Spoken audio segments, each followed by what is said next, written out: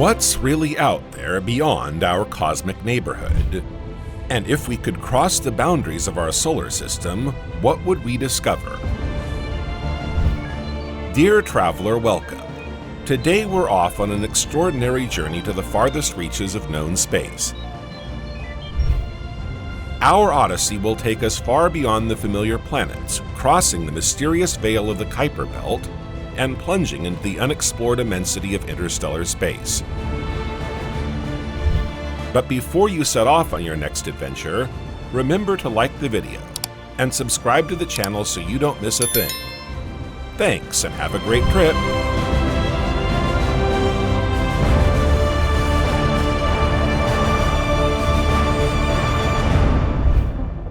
Our journey begins at the center of the solar system where the sun shines.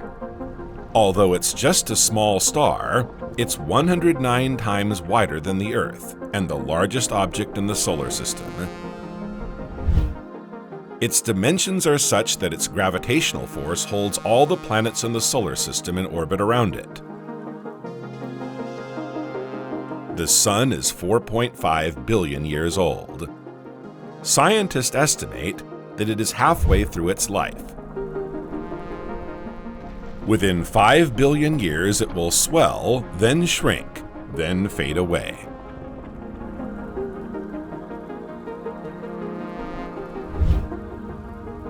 What would we see if we left the Sun and moved away towards the edge of the solar system? The first thing we'd see is the planet Mercury.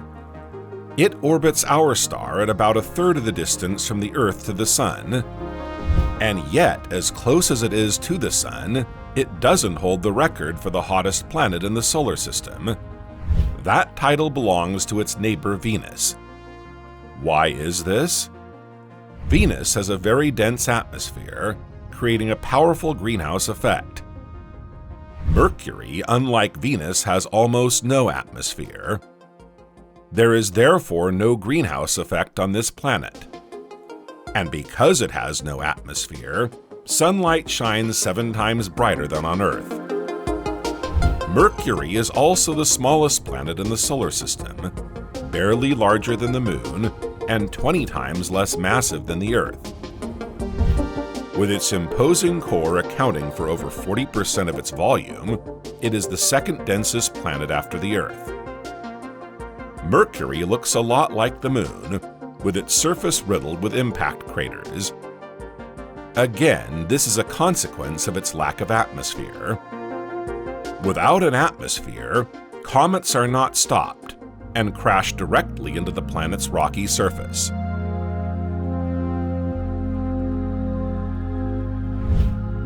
Let's continue our journey.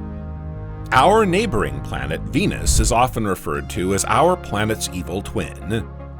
Indeed, Venus bears a striking resemblance to our planet. Its size, mass, and surface gravity are comparable to our own. What's more, it was probably once habitable, and even contained oceans. But today, with a surface temperature of around 462 degrees Celsius or 863 degrees Fahrenheit, it's the hottest planet in the solar system. Its thick atmosphere, rich in carbon dioxide and sulfuric acid clouds, creates an intense greenhouse effect. Its winds can reach 700 kilometers per hour, or 435 miles per hour. As you'd expect, Venus is uninhabitable. But it's getting hot. Let's move further away from the Sun to reach the next planet, which is ours.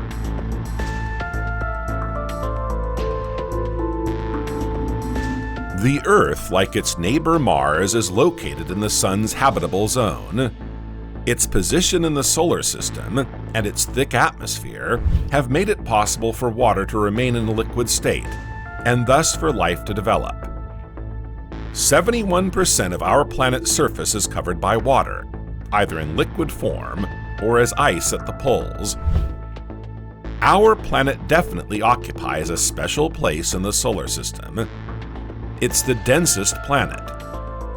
Of the telluric planets, it is also the largest and most massive. If we move further away from the Sun, we come up against the fourth planet in the solar system and the last of the rocky planets, Mars. The red planet is 10 times less massive than Earth. Like Mercury, its surface resembles that of the Moon, with craters, impact basins, volcanoes, rifts. These scars show that Mars was very active geologically in the past. Today it is home to the highest volcano and largest canyon in the solar system. Does all this geological activity belong to the past? Not necessarily. There are always a few minor geological events on Mars, such as geysers and landslides. But it's true that the planet has mellowed. Most of its geological activity has ceased. Numerous recent discoveries suggest that while Mars is unlikely to host intelligent life, it may at least be home to single-celled living organisms.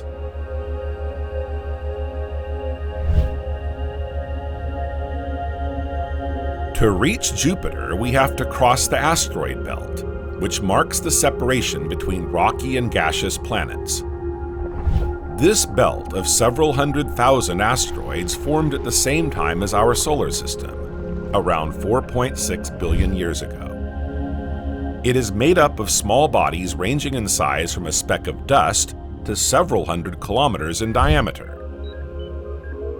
We've crossed the asteroid belt and now find ourselves in front of Jupiter, a gas giant and the largest planet in the solar system. Look how big it is. This planet is larger than all the other planets in the solar system combined. Its radius is 11 times that of the Earth. It's 318 times the mass of our planet. In fact, it's visible to the naked eye from Earth. It's the fourth brightest object in our sky after the Sun, Moon, and Venus.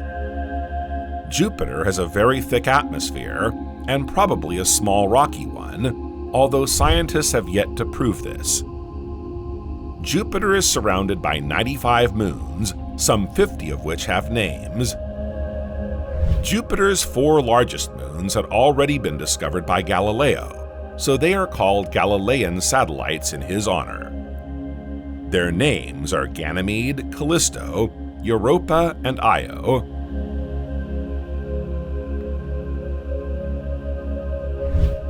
Jupiter's neighbor Saturn is the second largest planet in the solar system. As you can see, it has magnificent rings of ice and dust. These rings are probably the result of the collision of one of Saturn's moons with the planet. In the future, these rings may disappear. Saturn has even more moons than Jupiter. 146 have been discovered to date.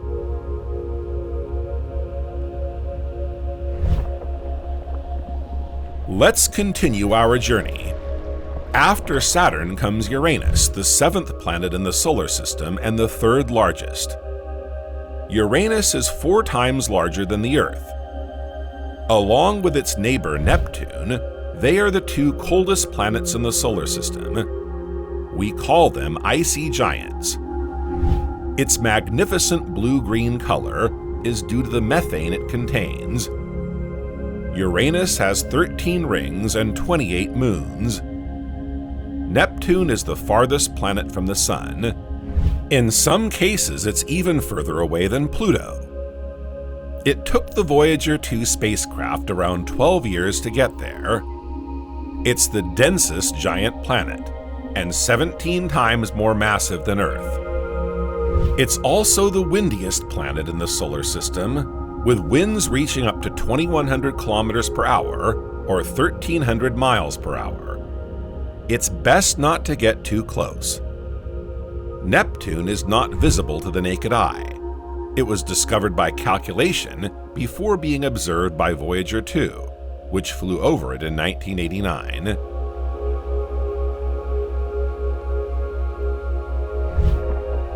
We conclude our exploration of the solar system with the dwarf planet Pluto, long considered the 9th planet in the solar system. In 2006, Pluto was classified as a dwarf planet. It is very small indeed, too small to be considered a planet. Its diameter is half that of Mercury, the smallest planet in the solar system. Pluto is therefore now one of the solar system's dwarf planets, along with Ceres, Haumea, Makemake, and Eris. We're now 6 billion kilometers, or 3.7 billion miles, from our starting point, the Sun. As we continue to move away, we arrive at the Kuiper Belt, a ring-shaped region populated by hundreds of thousands of icy bodies, over 100 kilometers, or 60 miles, and several billion comets. The Kuiper Belt is 20 times wider, and between 20 and 200 times more massive than the asteroid belt. We're still moving away, and soon we'll reach the Oort cloud, an immense theoretical sphere that would envelop the entire solar system. This could contain trillions of objects and would certainly be the source of long-period comets. Where we are, we can still feel the Sun's gravitational influence. In fact, it extends to the outer edge of the Oort cloud, up to 1 light-year away. But beyond the Oort cloud, the situation changes as we encounter other planetary systems like our own. Or not quite, as the layout of the solar system is actually quite unique. There are many different planetary systems, each with its own unique structure. We've never yet found a planetary system like the one we live in, with dense rocky planets on one side and gas giant planets farther away from the central star on the other. According to the researchers, this arrangement of planets in our solar system is purely due to chance. In fact, scientists have estimated that there is a 5% probability that our solar system will arrange itself in this way, an unhoped-for chance for us.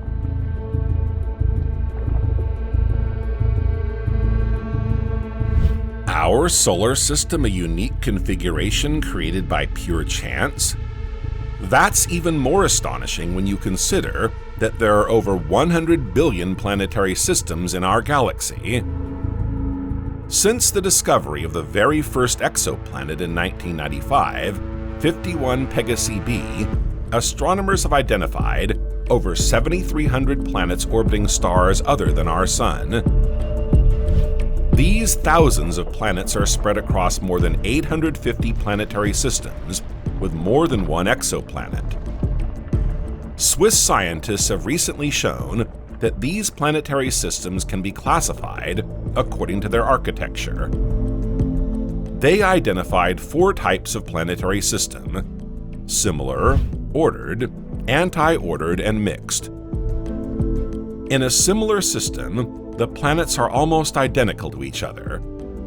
In an ordered system, the mass of the planets tends to increase with distance from the star.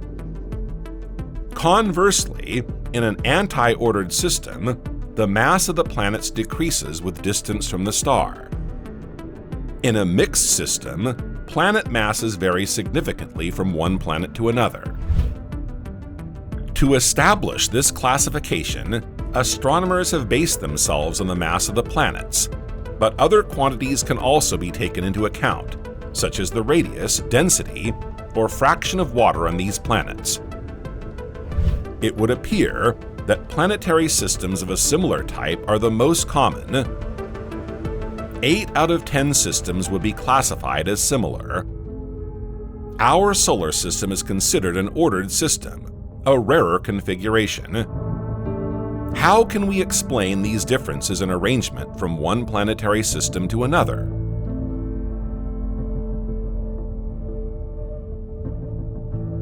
According to the researchers, the answer lies in the formation process of planetary systems. Exoplanets are born from a protoplanetary disk, composed of clouds of gas and dust. Massive disks containing many heavy elements give rise to ordered or anti-ordered systems, while relatively small, low-mass disks give rise to similar systems. Mixed systems would be the result of intermediate disks. The final architecture of the planetary system is also greatly influenced by dynamic interactions between the planets, such as collisions. Now that you know a little more about the layout of different planetary systems, we're going to take advantage of being out of the solar system to explore those nearby.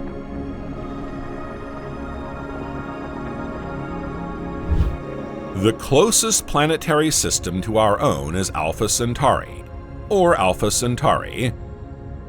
It lies 4.3 light-years from the Sun, in the constellation Centauri.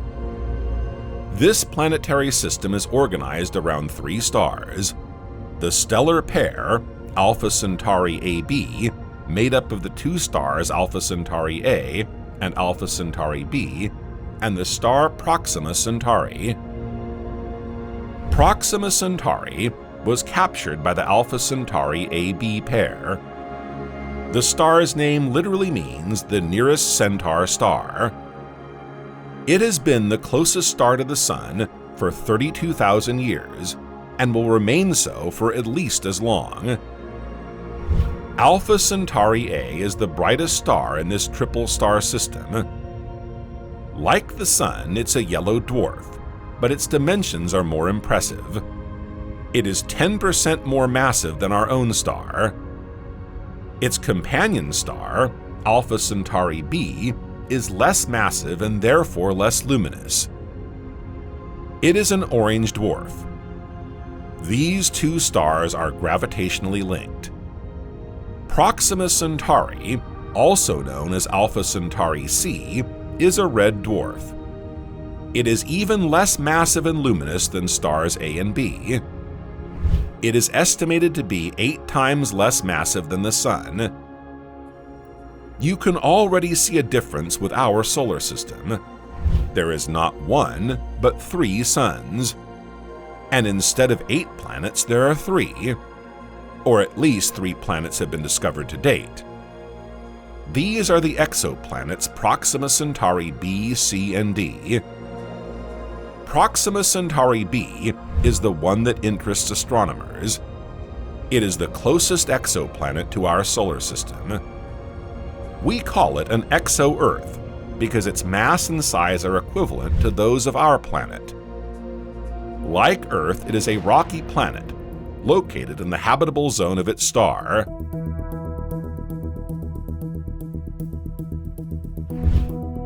Could this planet be home to any form of life? We can't verify it with our own eyes because of the distance. Proxima Centauri B is over 40,000 billion kilometers or 25,000 billion miles from us. It would take a probe like Voyager 176,000 years to reach it. But researchers have taken advantage of the planet's proximity to Earth to study it in depth. And above all, to study the impact of the Proxima Centauri star on this planet. On May 1st, 2019, they witnessed the most violent solar flare ever observed on a red dwarf. Proxima Centauri was shaken by a violent eruption that lasted just 7 seconds, but multiplied its intensity by 14,000. 5 telescopes recorded this record-breaking eruption, including Hubble. Researchers were concerned. If there was life on Proxima Centauri B, could it have survived such an event? It's as if the Sun suddenly increased its UV dose by a factor of 14,000. Could we survive such an intense event, however brief? Events like this happen regularly. Red dwarfs are notoriously unstable. This considerably reduces the chances of life on planets orbiting such stars. All the more so, since as is often the case for exoplanets orbiting red dwarfs, Proxima B appears to be in synchronous rotation around its star. This means that it always faces the same direction as the star. In other words, there's one hemisphere where it's very hot, and another perpetually plunged into night where it's very cold. But researchers are not giving up hope. A recent study led by Anthony Del Genio Planetologist at NASA's Goddard Institute for Space Studies has shown that the extent of liquid water on the surface of this planet could be much greater than previously estimated. The researchers carried out several simulations, modifying parameters such as ocean salinity, greenhouse gas levels, atmospheric thickness, and the extent of land cover. In almost all models, Proxima B would be habitable. All these discoveries explain why Proxima Centauri B is by far the most interesting exoplanet in the Alpha Centauri planetary system, in the eyes of researchers. The third planet in this system, Proxima D, was discovered more recently, in 2022. It is one of the lightest exoplanets ever discovered, with a mass a quarter that of Earth. It is a rocky planet like Proxima B, but lies at the edge of the habitable zone.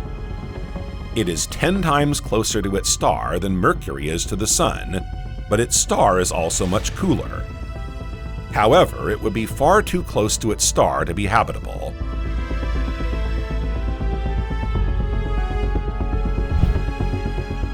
Let's continue on our way to another nearby planetary system, Epsilon Eridani. We're 10.5 light-years from the Sun. As you can see, we haven't come very far. The Epsilon Eridani system has long been considered the closest planetary system to the solar system. The star at the heart of this system is an orange dwarf. In the 1960s, observations of this star revealed a large amount of dust, a possible sign of a planetary system in formation. In 2000, a Jupiter-like planet, Epsilon Eridani B, was discovered 480 million kilometers or 300 million miles from its star.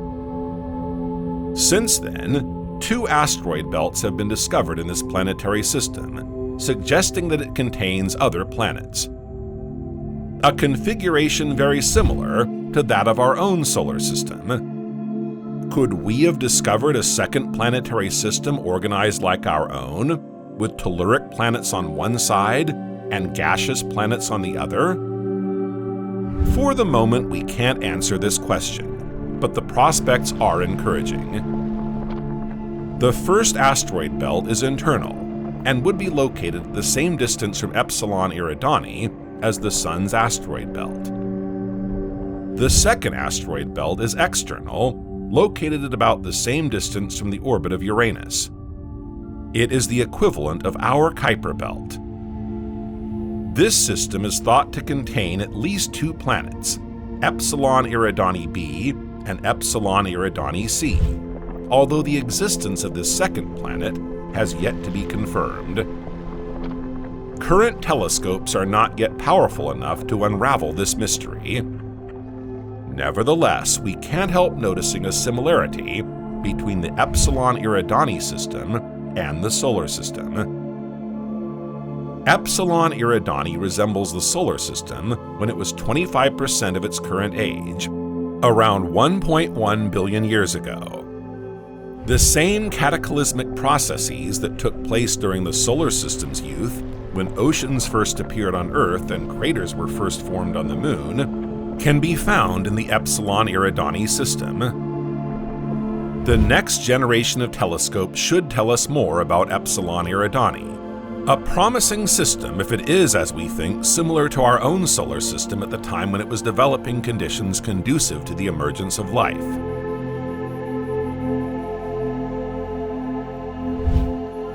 Before the discovery of Proxima Centauri C and D, the GJ-15A system was considered the closest planetary system to Earth containing several exoplanets. This planetary system, located 11 light-years away, consists of 2 planets orbiting a red dwarf, GJ-15A. GJ-15A is much smaller and cooler than our Sun, so it's invisible to the naked eye from Earth, even though it's not that far away.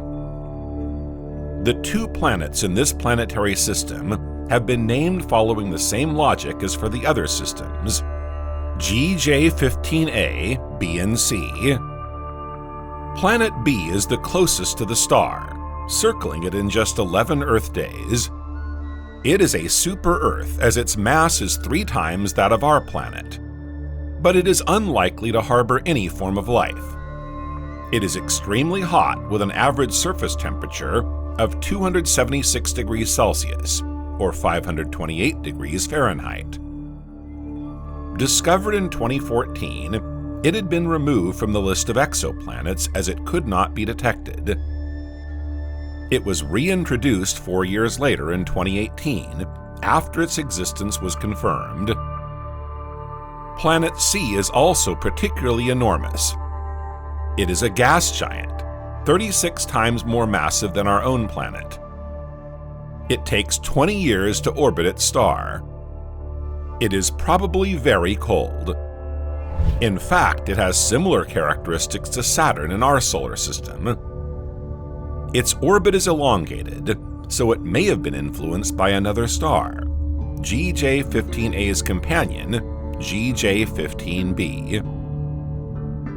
Super-Earth and Super-Neptune, 2 radically opposed planets.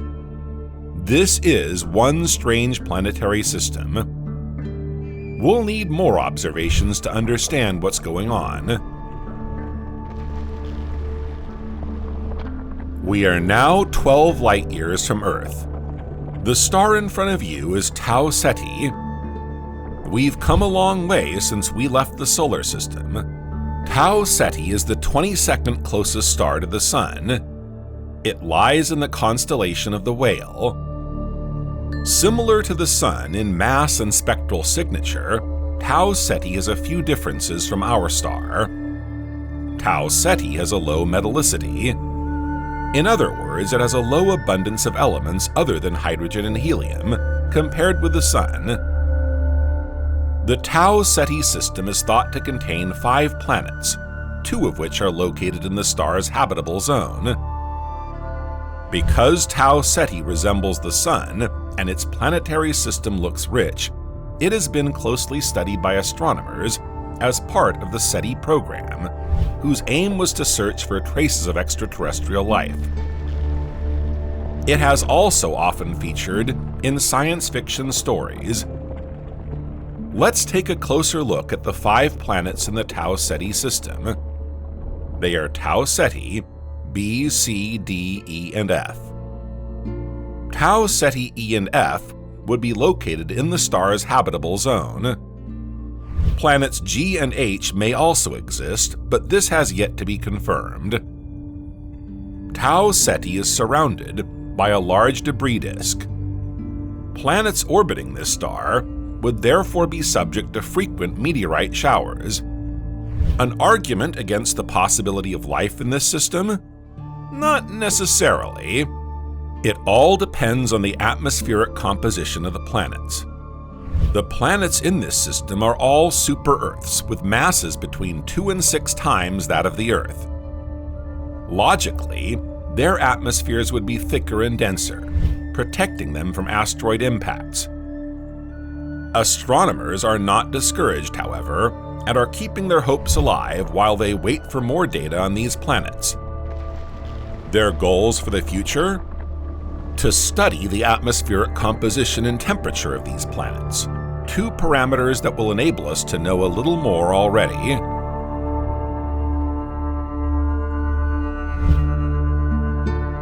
Before leaving the environs of the solar system to explore even further into our galaxy, let's take one last detour to a promising planetary system, the HD 219134 system. This planetary system is relatively close to our own, 21 light-years away. It comprises a star slightly cooler than the Sun and 4 planets, 3 of which are rocky. One of these planets was observed during a transit. Scientists have deduced that it is a super-Earth. Its mass is 4.6 times that of our planet, and its diameter is 1.6 times greater. Although they could not be observed in transit, the characteristics of the other 2 rocky planets in this system have been modeled. They too would be super-Earths. One would have a mass 2.7 times that of the Earth and orbit the star in 6.7 days. The third planet would measure 8.7 Earth masses and orbit the star in 46.8 days. Further away from the star, there appears to be a giant Saturn-like planet, which orbits HD 219134 in 3 Earth years. Could this system have the same configuration as the solar system, with rocky planets close to the star and gaseous planets further away? We'll know more with the next generation of telescopes, including the Extremely Large Telescope and the Giant Magellan Telescope, scheduled for commissioning in 2027 and 2029.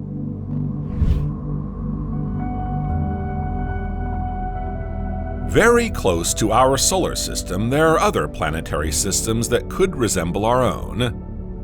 Imagine the number of planetary systems yet to be discovered in the vastness of the universe. As we move further away from the solar system, we get a better view of our Milky Way Galaxy.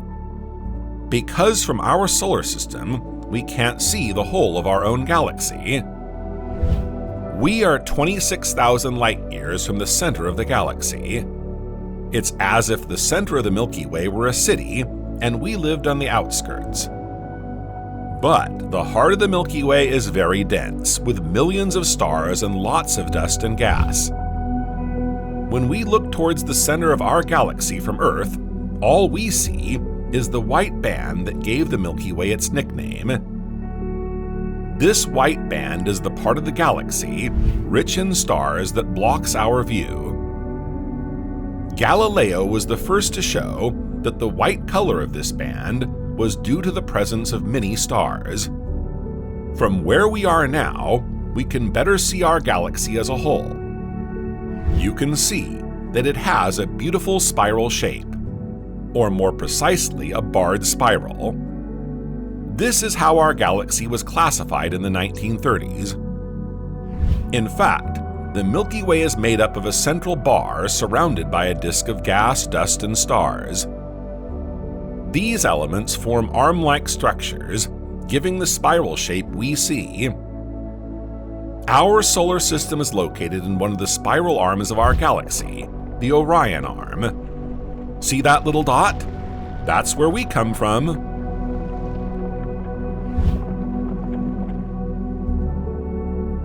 The Milky Way has 4 major spiral arms and a few minor ones, including the Orion arm. As you can see, our solar system is really located on the outskirts of an insignificant part of the galaxy.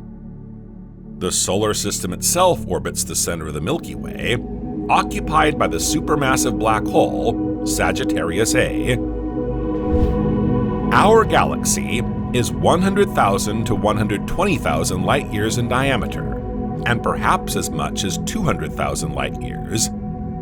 It's so immense that it would take our solar system around 250 million years to circle it, albeit at the dizzying speed of 828,000 kilometers per hour, or 514,000 miles per hour.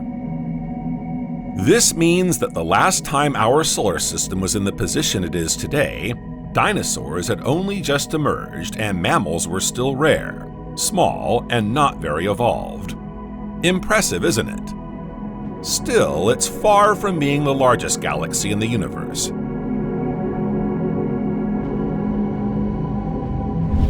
Now that we've got a wider view of our galaxy, you're probably beginning to realize just how vast the distances in the universe really are. The Milky Way is home to between 200 and 400 billion stars, and over 100 billion planets. In this vastness, the Sun and its 8 planets are like a drop of water. How was our galaxy formed? According to astronomers, it seems to have resulted from the merging of several dwarf galaxies that appeared some 800 million years after the Big Bang, during a particularly active phase of star formation. This hypothesis could explain why there are so many stars of different ages in our galaxy. For example, the oldest star discovered in the Milky Way HD 140283, nicknamed the Methuselah star, is 13.7 billion years old. It therefore appeared shortly after the Big Bang. It is much older than the Sun at 4.5 billion years. The limits of the Milky Way have long been a subject of debate in the scientific community. In the 1920s, astronomers Herbert Curtis and Harlow Shapley opposed two different hypotheses. On the one hand, Harlow Shapley argued that the Milky Way was much larger than previously thought. For Shapley, the spiral nebulae we could observe, such as Andromeda, were part of our galaxy. Herbert Curtis agreed that the Milky Way was possibly larger than estimated, and that we were certainly not at its center. But he disagreed on the other point. According to Curtis, Andromeda was a large galaxy outside the Milky Way. The discoveries that followed in the years that followed, thanks in particular to the Hubble Space Telescope, proved Curtis right. Andromeda was indeed a galaxy outside the Milky Way.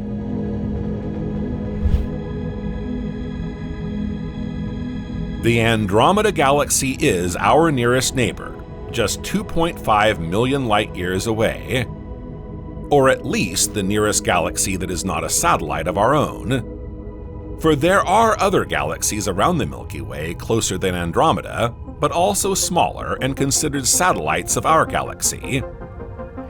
The Big Dog dwarf galaxy is located 42,000 light-years from the center of the Milky Way and 25,000 light-years from our solar system.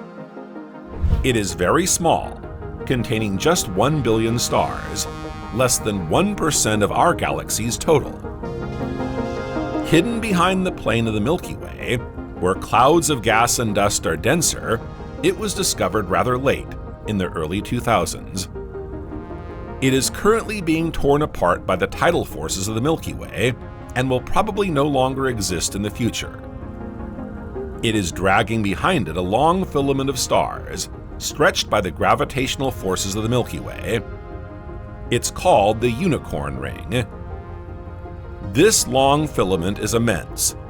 It circles our galaxy 3 times over. It was this filament that enabled researchers to discover the dwarf Big Dog Galaxy.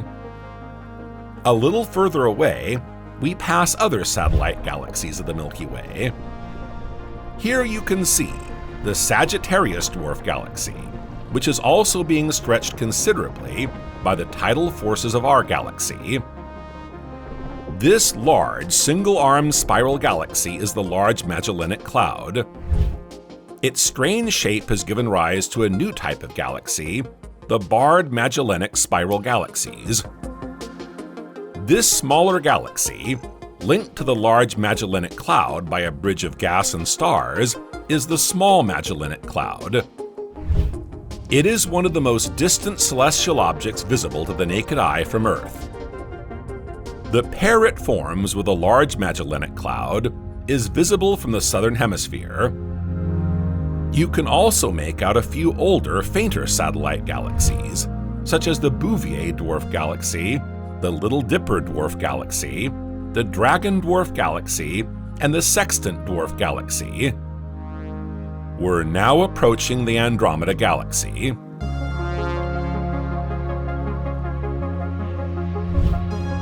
Like the Milky Way, the Andromeda Galaxy, or M31, is part of the Local Group, a group of over 60 galaxies with diameters of up to 10 million light-years. The Andromeda Galaxy is the largest galaxy in the Local Group, ahead of the Milky Way. Its diameter reaches 220,000 light-years. It is located 2.55 million light-years from the Sun, in the Andromeda constellation.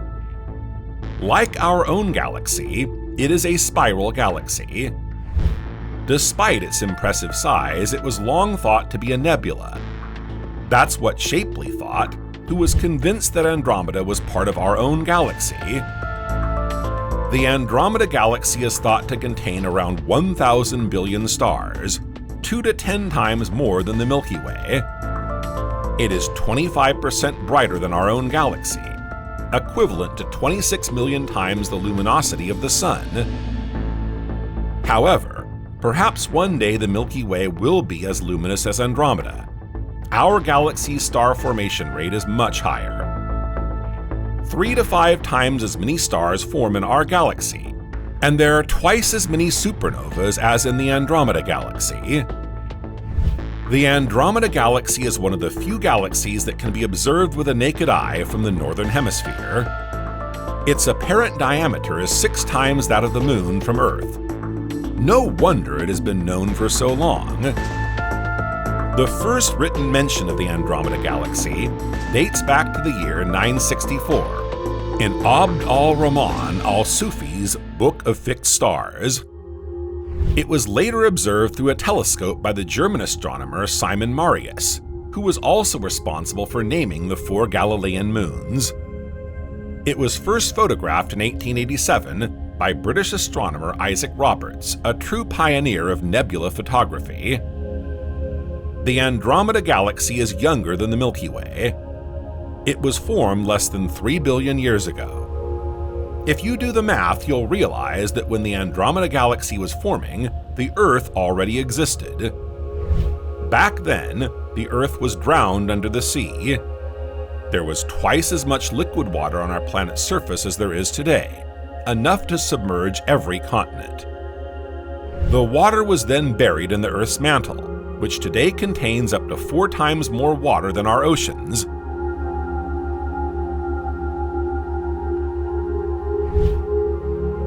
Researchers believe that, like the Milky Way, M31 was formed by the collision of 2 galaxies. Like our galaxy, it contains a supermassive black hole, M31, at its center. Let's summarize. Andromeda is a giant spiral galaxy. It was formed by the collision of several smaller galaxies, and it contains a black hole at its center. So much in common between this galaxy and our own, and their future histories are closely intertwined. Soon, these 2 galaxies will become one. They are due to collide within 4.5 billion years. After all, the 2 galaxies are heading towards each other at a speed of over 400,000 kilometers per hour, or 250,000 miles per hour. By then, human beings will probably no longer be on Earth. According to researchers, life on Earth will disappear in around 2.8 billion years as our star transforms into a red giant. But if we could witness this collision, we'd see a magnificent spectacle. The collision between these 2 galaxies would form an elliptical mega-galaxy. From Earth, we'd have a magnificent view of a sky far more starry than before the collision.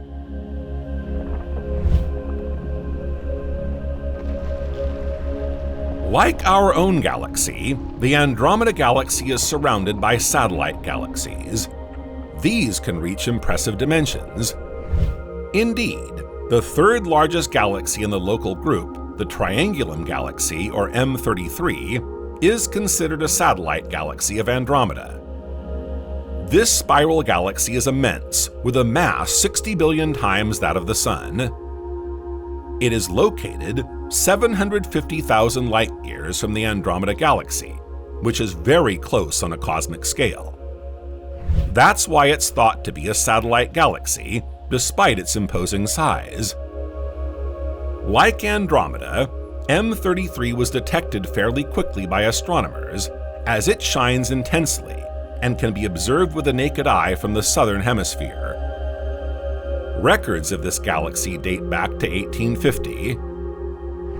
Later, researchers discovered that this galaxy possesses a singularity.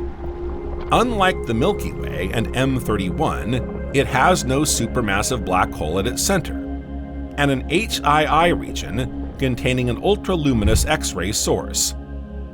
In fact, it's the most powerful X-ray source in the local group. M31, the Milky Way, and M33 are the 3 largest galaxies in the local group. In fact, they were among the first galaxies to be identified in this grouping, back in the 1930s. This was in the early days of the galaxy group concept. The local group was not given its name until 1935 by the German astronomer Walter Baade. In 1935, Walter Baade published an article on the globular cluster NGC 2419.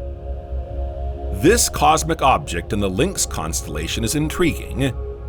Although it used to belong to the Milky Way, it eventually broke away from it. For this reason, it is nicknamed the Intergalactic Vagabond. In this publication, Walter Baade uses the expression local group for the first time. A year later, American astronomer Edwin Hubble used the term again. Does the name ring a bell? Hubble is a very famous astronomer. He gave his name not only to the NASA telescope, but also to Hubble's law. This law is a fundamental of modern astronomy. It explains that galaxies move away from each other at a speed roughly proportional to their distance. The further away a galaxy is from us, the faster it seems to be moving away. This law was the first concrete proof of the expansion of the universe. It's not the cosmic objects that are moving away, but the space between them that is stretching and increasing the distance.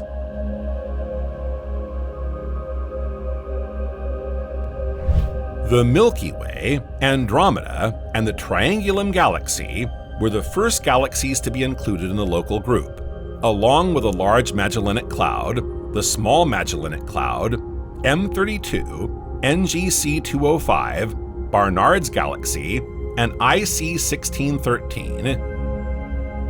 In 1944, Walter Baade increased the number of galaxies in the local group to 18 by adding new ones. In the second half of the 20th century, new galaxies were regularly added to the list as new discoveries were made. In 2000, the local group was found to contain 38 galaxies. Today there are over 60. But the real number is certainly even greater. Our current instruments don't allow us to detect the smallest and least brilliant galaxies, which are certainly to be found in the vicinity of our galaxy and the Andromeda Galaxy. In the future, the number of galaxies in the local group is certain to continue growing.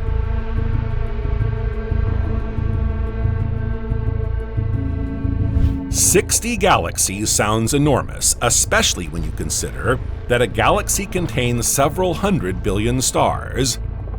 Yet the local group is far from being the largest group of galaxies. As we move further and further away from the solar system towards the farthest reaches of the universe, you can see just how many galaxies there are in the universe.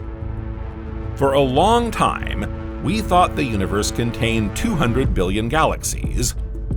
This number already seems phenomenal, but a study in 2020 revealed that the universe actually contains 10 times that number, or 2,000 billion galaxies.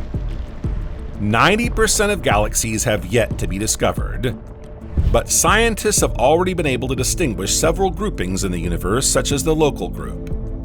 These groupings are called galaxy clusters. In the nearby universe, the largest cluster of galaxies is called the Virgo Cluster. We're right in front of this huge structure. We are now more than 50 million light-years from the solar system. We seem to have come a long way, yet the Virgo Cluster is considered close to our local group on a cosmic scale. Both groups of galaxies are part of the same structure, the Virgo or local supercluster. Located at the center of the local supercluster in the constellation Virgo, the Virgo Cluster was discovered by French astronomer Charles Messier in 1781.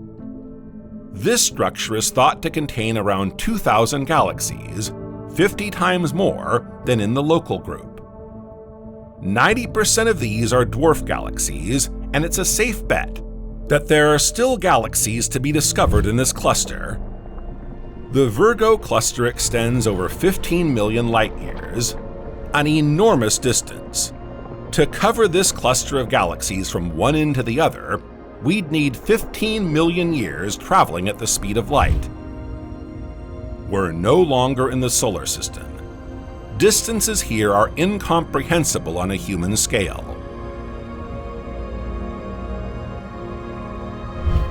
The Virgo Cluster is not much larger than the local group, whose diameter is 10 million light-years. So why does it contain 50 times as many galaxies? In fact, the Virgo Cluster is particularly dense. As we begin our journey into the heart of the Virgo Cluster, you can observe a wide variety of galaxies. Spiral galaxies, elliptical galaxies, irregular dwarf galaxies. When you look at the Virgo Cluster, you can distinguish three main subclusters centered on three giant galaxies. These are M87, M86, and M49. This giant elliptical galaxy is M87. It has a diameter of 120,000 light-years and contains 1 trillion stars. The supermassive black hole at its center is on the order of 6.5 billion solar masses. By comparison, the black hole at the center of our galaxy is only 4 million solar masses. The plasma jet from this gigantic black hole is projected over a distance of 5,000 light-years, making it a powerful radio source. And that's not all. M87 boasts over 15,000 globular clusters, compared with just 200 in our own galaxy. No wonder, then, that M87 is one of the brightest galaxies in the Virgo Cluster. That's why it was discovered relatively early in 1779 by German astronomer Johann Gottfried Kohler. M87 lies at the heart of the Virgo Cluster's most massive subcluster. With a mass of around 10 to the 14th solar mass, this is an impressive subcluster. It contains spiral, elliptical, and lenticular galaxies. The second subcluster of the Virgo Cluster is centered on the elliptical galaxy M86, which is approaching us at a speed of 227 kilometers per second, or 150 miles per second. It is the second largest galaxy in the Virgo Cluster. It's the second fastest approaching galaxy after M90, which is part of its galaxy group. M86 is thought to contain around 3,800 globular clusters. The last subcluster of the Virgo Cluster is centered on the elliptical galaxy M49. Smaller than M87, it nevertheless spans a diameter of 156,000 light-years. Surprisingly, it is the brightest galaxy in the Virgo Cluster. It was therefore the first to be discovered. It contains over 200 billion stars and some 6,300 globular clusters. With a mass of 565 million solar masses, its central supermassive black hole is equally impressive. These three subclusters are in the process of merging. Despite its impressive size, the Virgo Cluster is considered a young cluster, and its structure is still in flux.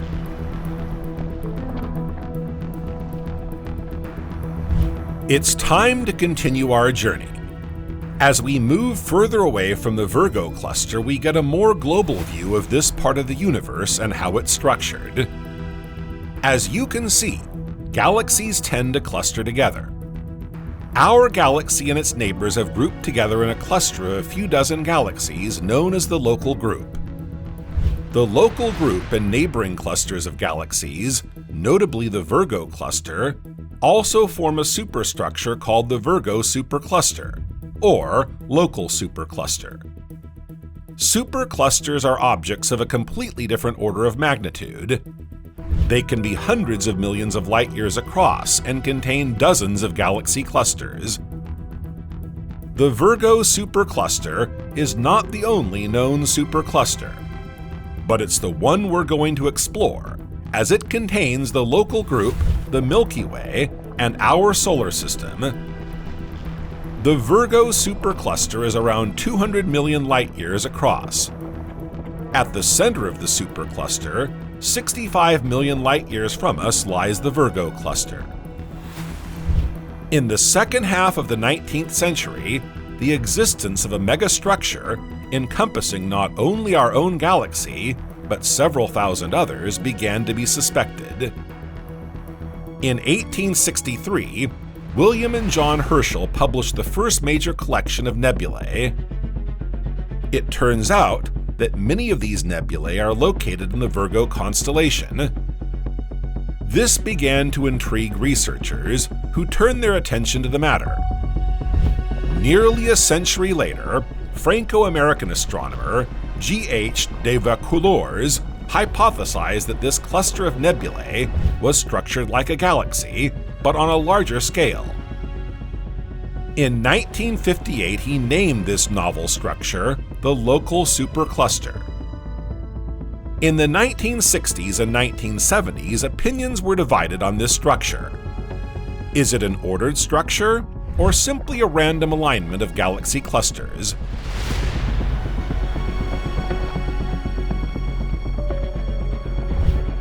In the 70s and 80s, analysis of the redshift of this supercluster confirmed that it was indeed an ordered structure.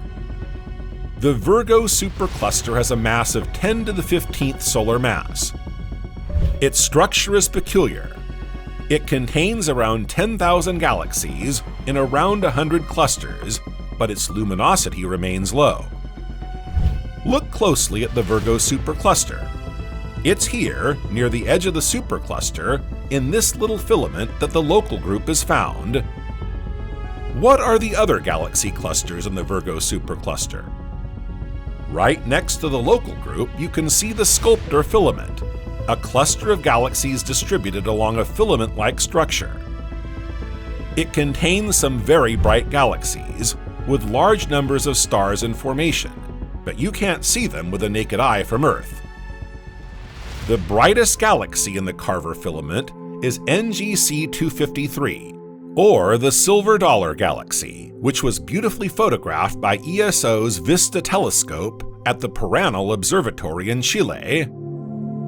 This is a star-forming galaxy, i.e., one that is forming stars at a high rate. Rich in young stars, this galaxy is very bright and can be observed from Earth with binoculars. If you observe it on a clear night, you'll even be able to make out its spiral arms and luminous core. On the Big Dipper side, you can see the M81 group formed by a pair of spiral galaxies, M81 and M82. M81 is one of the brightest galaxies in our night sky, and like NGC 253, can be seen through binoculars. M82, or the Cigar Galaxy, is a veritable nursery of stars. It is 100 times brighter than our own galaxy at its center. It is the closest star-forming galaxy to Earth.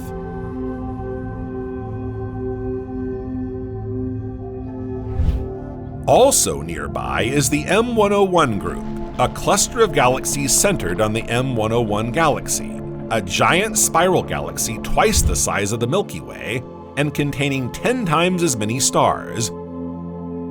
The Centaurus A Galaxy, which you can see here, is one of the closest radio galaxies to Earth. This oddly shaped galaxy is thought to have swallowed a spiral galaxy around 500 million years ago, which explains its intense radio radiation. Moving further away from the local group, we can see another large cluster, the Furnace Cluster. Smaller than the Virgo cluster, it remains the only other cluster within 100 million light-years that is almost as rich as it. In fact, its two dominant galaxies, NGC 1316 and NGC 1365, are larger than any of the Virgo cluster's galaxies. NGC 1316 is thought to have absorbed a spiral galaxy around 3 billion years ago and may well absorb another in the future. Like the Centaurus A Galaxy, it is a powerful radio source. As for NGC 1365, it is magnificent with its almost perfect spiral arms. We'll end our exploration of the local supercluster with the Furnace 2, or Eridani cluster. Located around 75 million light-years from us, it brings together some 200 galaxies scattered over a large area. It also contains a beautiful spiral galaxy of great style, NGC 1232, which is extremely photogenic. The galaxies and clusters of galaxies in the Virgo supercluster are not, as you might expect, attracted to the center of the supercluster. All these cosmic objects seem to be drifting towards a single direction, which researchers have named the Great Attractor, at a dizzying speed of around 625 kilometers per second, or 390 miles per second. The Great Attractor has long been an astronomical enigma. In the 1980s, the mystery remained unsolved. The Great Attractor appeared to be located in the region of the Ruler Cluster, some 150 million light-years away. To exert such a gravitational force, researchers estimated that it would require a supercluster more than 10,000 times the size of the Milky Way, but no visible mass had been identified. The discovery of Lania Kea has gone some way to solving the mystery of the Great Attractor.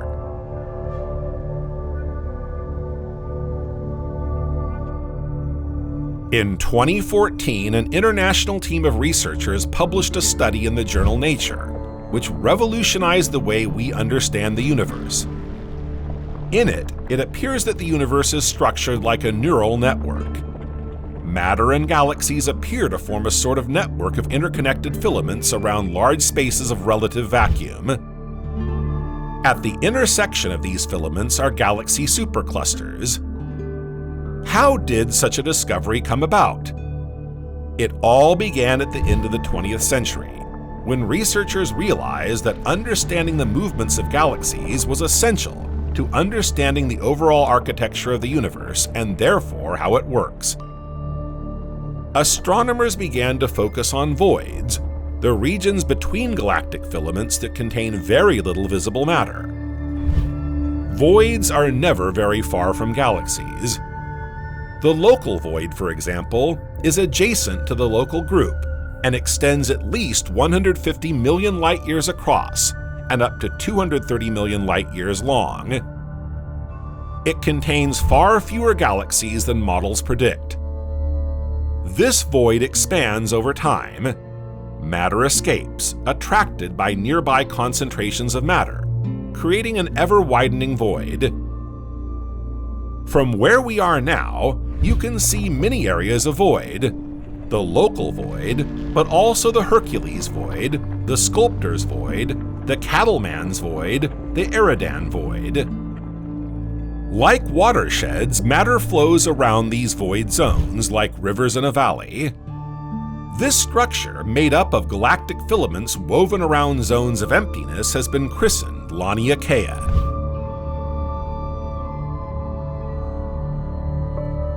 The discovery of Lania Kea has taught us several things. Firstly, that even if the stars in our sky appear to be homogeneously distributed, the large-scale distribution of matter is far from homogeneous. The universe is 90% empty space.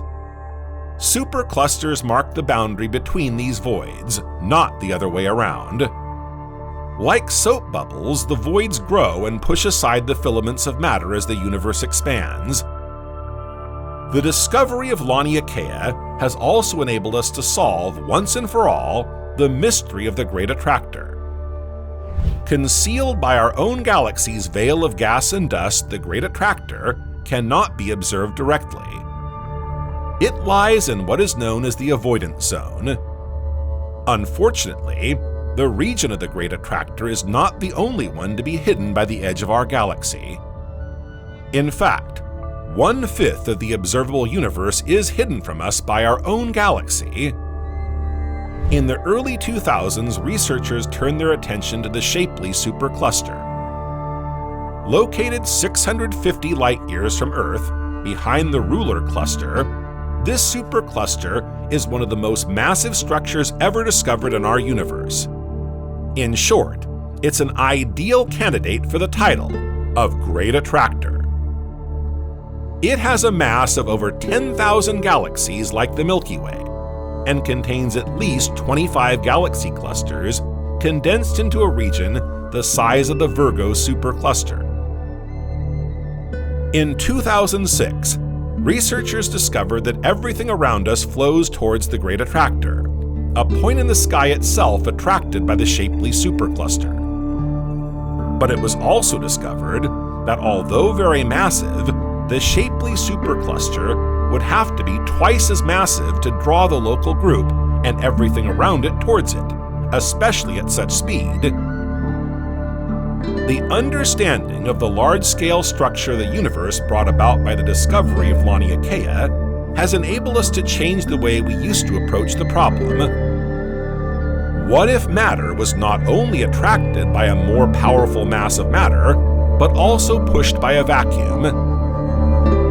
In 2017, Israeli astronomer Yehuda Hoffman confirmed the existence of a massive vacuum zone in the opposite direction to the Great Attractor, acting as a repulsive dipole. This vacuum would repel all cosmic objects towards the Great Attractor, located halfway to the shapely supercluster. The idea of a repelling vacuum might have seemed fanciful if we hadn't understood how the universe works, like an immense moving spider's web where cosmic currents flow. Laniakea is one of the largest known structures in the observable universe. It extends over 520 million light-years, or 5,200 times the size of the Milky Way. Laniakea is a continent, and our Milky Way is a small house on this immense continent. And yet, Laniakea represents only 1% of the observable universe. So what lies beyond Laniakea? To find out, let's continue our journey to the very edge of the universe.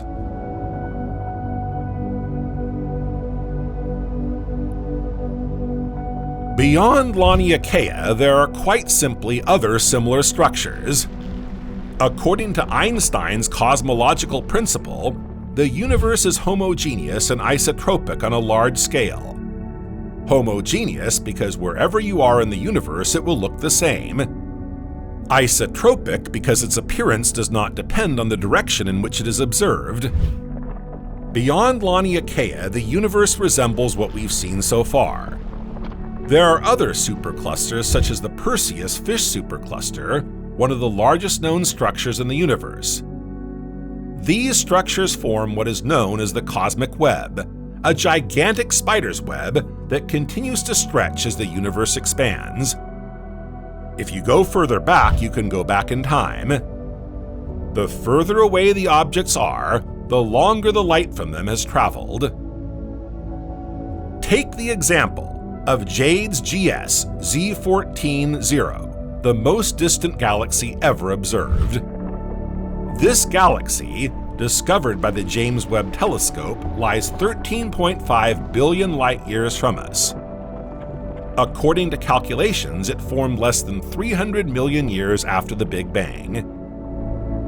This galaxy can be seen as it was when the universe was only 2% of its current age, during a period known as the Dark Age of the universe. It's enough to make you dizzy. Jade's GS Z14-0 is not the only primitive galaxy to have been detected by our telescopes. The GM-Z11 galaxy, for example, has been dated to 450 million years after the Big Bang. It was discovered by Hubble.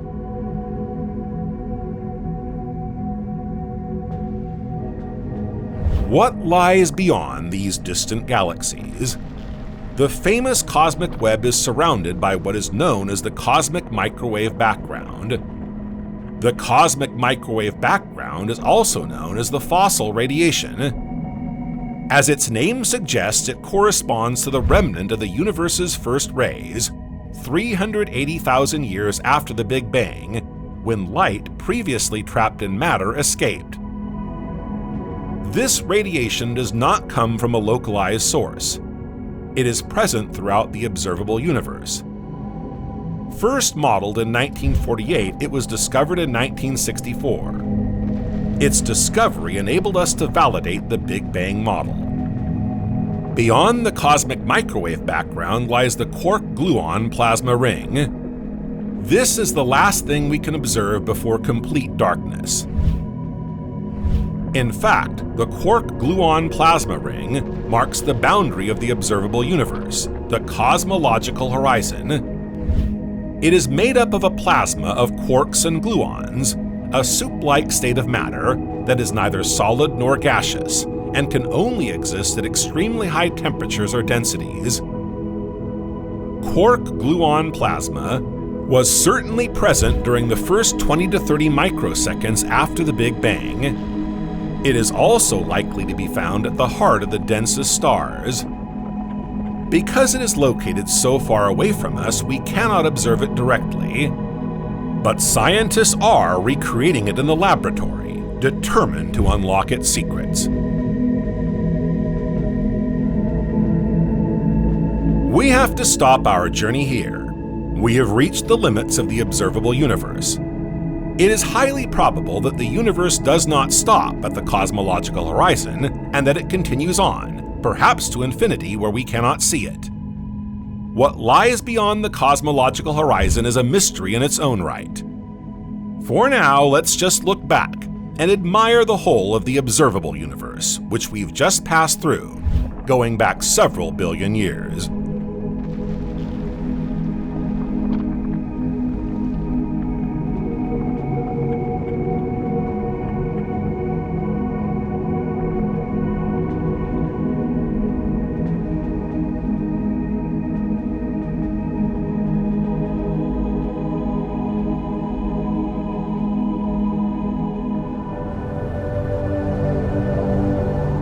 A galaxy is defined as a collection of stars, dust, and interstellar gas. Gravitation holds them together.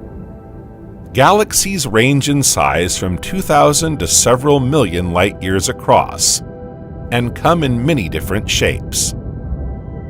Thanks to the radiation they emit, galaxies can be categorized into normal and active galaxies. The latter have an active nucleus at their center, which is much brighter than normal. In the universe, when galaxies group together, we speak of clusters and superclusters.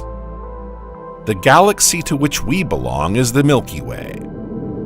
Today, tens of thousands of galaxies have been counted, and the observable universe is said to contain over 2,000 billion of them. Thanks to their studies and research, scientists have defined three main types of galaxy. The first are spiral galaxies like the Milky Way. These are the most numerous galaxies in the universe. They contain large quantities of gas and dust, as well as a disk containing young stars and a bulge containing old stars. This disk is often extended by one or two spiral arms and is filled with dust and gas stars. The second type of galaxy is elliptical. They are mainly made up of old stars and contain little gas and dust. Their structure is spheroidal. Finally, irregular galaxies, the last type of galaxy, are much less massive and contain young stars.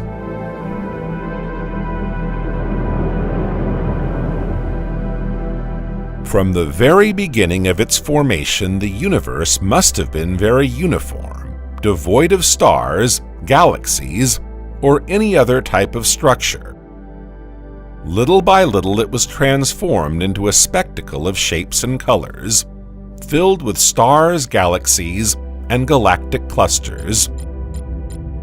Originally, the density of the universe was only subject to small deviations from homogeneity due to the incessant movements of particles stirred up by radiation. Continuously created density perturbations use gravitation to expand. the force of attraction imposed by their own mass enabled them to draw in surrounding matter. This is how homogeneity gaps were created in the universe. Hypotheses concerning the formation of galaxies are based on two scenarios. On the one hand, the hierarchical theory implies that the first structures to form were those with a mass equivalent to around 1 million times the mass of the Sun. More massive structures, such as galaxies, were formed by the accumulation of smaller ones. Galaxies gathered in groups and clusters, culminating in imposing structures like superclusters linked by the force of gravity.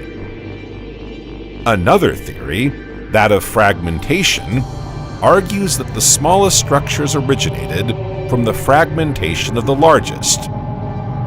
In this sense, superclusters would have been created first. Then, yielding to the pressure of gas and radiation, they would have collapsed, occupying immense spaces and being subjected to the expansion of the universe. The large primordial structure would have flattened out under the forces of expansion, taking on the appearance of a sheet of dense matter. As it contracted, it would have given rise to filaments stretching over millions of light years, which would then have split into smaller entities that would have become galactic clusters and then simple galaxies. Current research favors the first theory. However, various data still cast doubt on this theory. Indeed, astrophysicists have observed that the most massive galaxies created their stars very early in the history of the universe. This remains a mystery.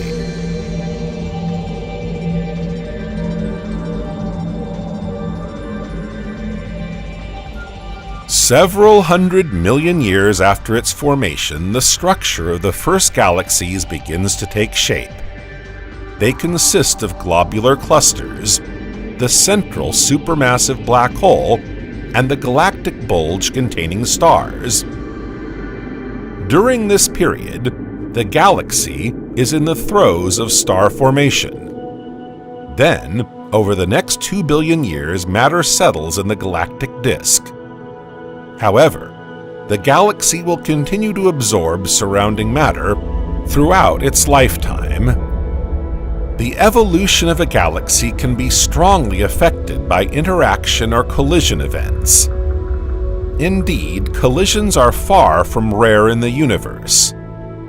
Given the vast distances separating stars from one another, collisions are extremely rare. However, the dust and gas of the two structures mix and interact. The gravitational forces at play disrupt the original structure of each galaxy, forming zones of higher density. This leads to the formation of new stars. In the early history of the universe, galaxies were closer together and more likely to collide. Today, despite the expansion of the universe, galaxies are still showing signs of merging and colliding. Galactic cannibalism sometimes occurs when a massive galaxy collides with a smaller one. As a result, the former literally swallows the latter until it is completely absorbed. Intergalactic interactions occur when one galaxy is disrupted by the gravitational field of another. This can take the form of a minor interaction, as when a satellite galaxy disturbs the arms of a spiral galaxy, or a major interaction such as a collision or merger of two galaxies. Collisions occur when the two galaxies collide at a speed that allows each to continue on its course. Stars do not collide, but gas and dust do. The interstellar medium heats up, and galaxies can see their trajectories deviate. In most cases, their original shape is altered.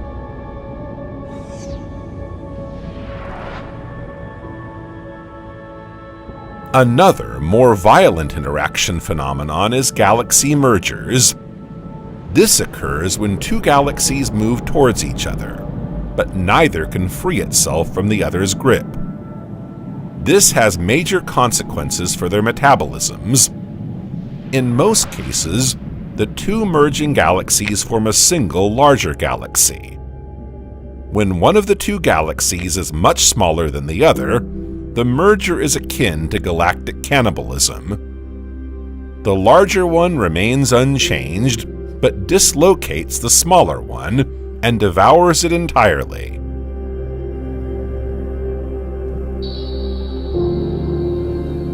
In the Lynx constellation, two galaxies were caught in the act of cannibalism. NGC 2798 is a barred spiral galaxy, 93.9 million light-years away. Its diameter is around 76,300 light-years. NGC 2799 is a Magellanic-type barred spiral galaxy. Its diameter is around 55,400 light-years.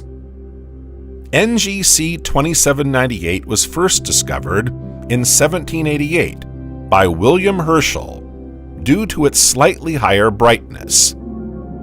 NGC 2799 was discovered in 1874 by astronomer Ralph Copeland.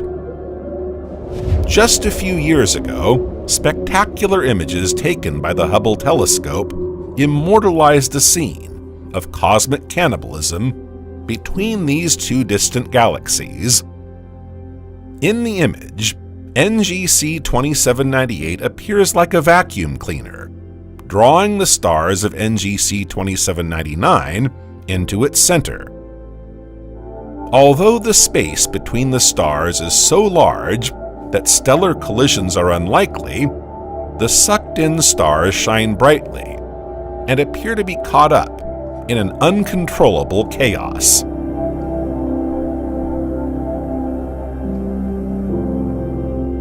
The Milky Way, our galaxy, is part of a large group of galaxies known as the Local Group. Some 60 galaxies belong to this group. The Local Group itself belongs to a supercluster of galaxies known as the Local Supercluster. Within the Local Supercluster sit dozens of smaller galaxy clusters like the Local Group. The Local Supercluster is centered on a giant cluster of galaxies called the Virgo Cluster. This cluster lies 50 million light-years from the Milky Way. Within the Virgo Cluster lies a giant Cannibal Galaxy, Messier 87, which attracts and absorbs its neighboring galaxies. The Virgo Cluster is a gigantic cluster located between 48.9 and 71.8 million light-years away. It was discovered by Charles Messier in 1781 when he drew up a map of the most important galaxies, including M87. The Virgo Cluster is located in the constellation Virgo. It is thought to contain between 1,300 and 2,000 galaxies, most of them visible through a small telescope. It comprises a heterogeneous mix of spiral and elliptical galaxies. The Virgo Cluster is an agglomeration of at least 3 very different subclusters. Virgo A is the one centered on the giant elliptical galaxy Messier 87. It is the dominant group of all the subclusters, composed of a mixture of mostly gas-poor, spiral, elliptical, and lenticular galaxies. Recent X-ray observations by the Chandra Space Telescope suggest that 3 subgroups have merged to form a single cluster. The other surrounding clouds and smaller galaxies are also moving closer to the cluster center. Even more distant galaxies and galaxy groups are finding themselves attracted by the Virgo Cluster's gravity and will certainly merge with it in the future. These data imply that the Virgo Cluster is relatively young and still forming. But now, back to the giant galaxy we're interested in the direction of Messier 87.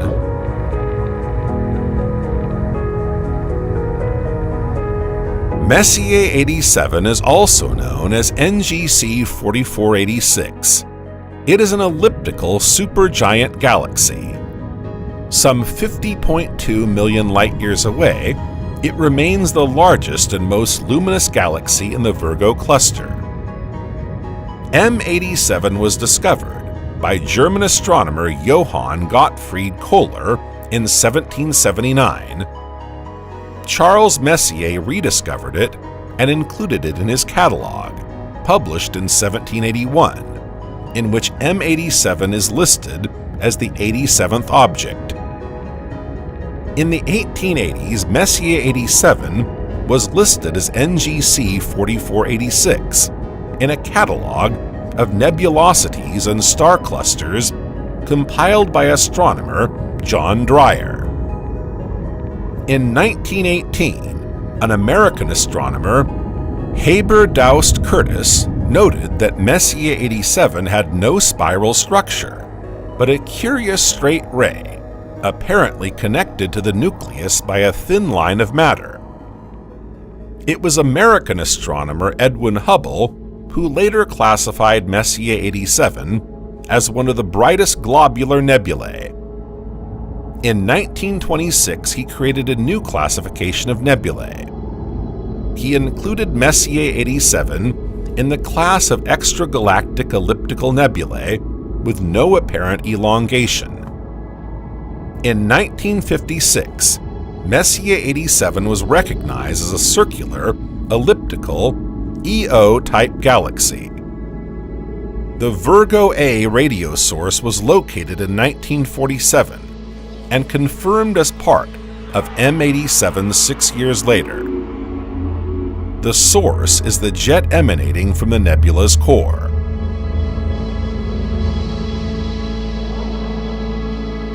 Since its discovery, Messier 87 has been a favorite target for observation by amateur and professional astronomers alike, thanks to its proximity to Earth and its high luminosity in the sky.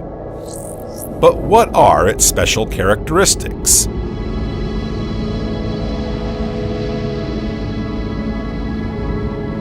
Messier 87 lies on a line joining the stars Epsilon, Virginis, and Beta Leonis near the constellation Bernice's Hare, at the northern limit of the constellation Virgo.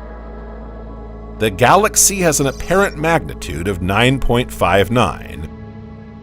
A simple 6 centimeter or 2.4-inch diameter telescope can spot it, but its jet is difficult to observe without photographic aid, and will require a large diameter telescope and very good observing conditions. According to Hubble's classification, M87 is designated as an EOP galaxy. The EO designation implies an elliptical galaxy showing no flattening, and the P categorizes it as a peculiar galaxy as it does not fulfill all the characteristics of its class due to the presence of the jet emanating from its core. Messier 87 has a core surrounded by a diffuse, extended, dust-free envelope.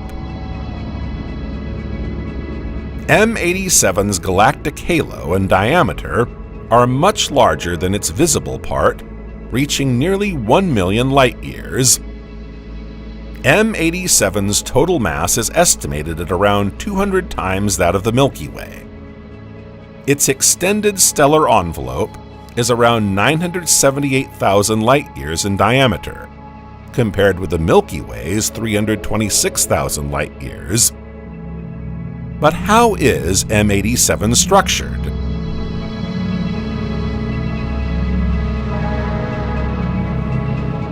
The M87 galaxy features a supermassive black hole at its center. It has been named M87*, M87 because of its host galaxy, and the attribute asterisk in reference to the quasi-punctual source of radio waves. It is the first black hole to be imaged by Very Long Baseline Interferometry in April 2019. Its mass is one of the highest for this type of object, estimated at around 6.5 billion solar masses. The radius of its event horizon, the area around it in which no object or even a ray of light can escape the black hole's gravitational field, is 19 billion kilometers, or 11.8 billion miles, equivalent to 2.5 times the distance from the Sun to the Kuiper Belt. Its average density is equivalent to that of air at the level of Mount Everest. Surrounding the black hole is an accretion disk of ionized gas, oriented perpendicular to the jet. The gas is drawn into the black hole at a rate equivalent to about 1 solar mass every 10 years. At its maximum distance, the disk reaches a diameter of 24,800 astronomical units, or around 100 times the diameter of the black hole. The black hole appears to be rotating very rapidly. M87's black hole is offset by around 81.5 light-years from the galaxy's center, and is oriented in the opposite direction to the jet. Messier 87 has a stellar population dominated by old stars, which are population 2 stars containing few elements apart from hydrogen and helium. Little dust remains to form a diffuse nebula. The random orbital paths of Messier 87 stars stabilize the galaxy's elliptical shape. The space between each star is filled with an interstellar medium enriched with chemical elements ejected by the stars during their evolution. Throughout its evolution, Messier 87's interstellar medium has been continuously supplied with elements from Type 1a supernovae.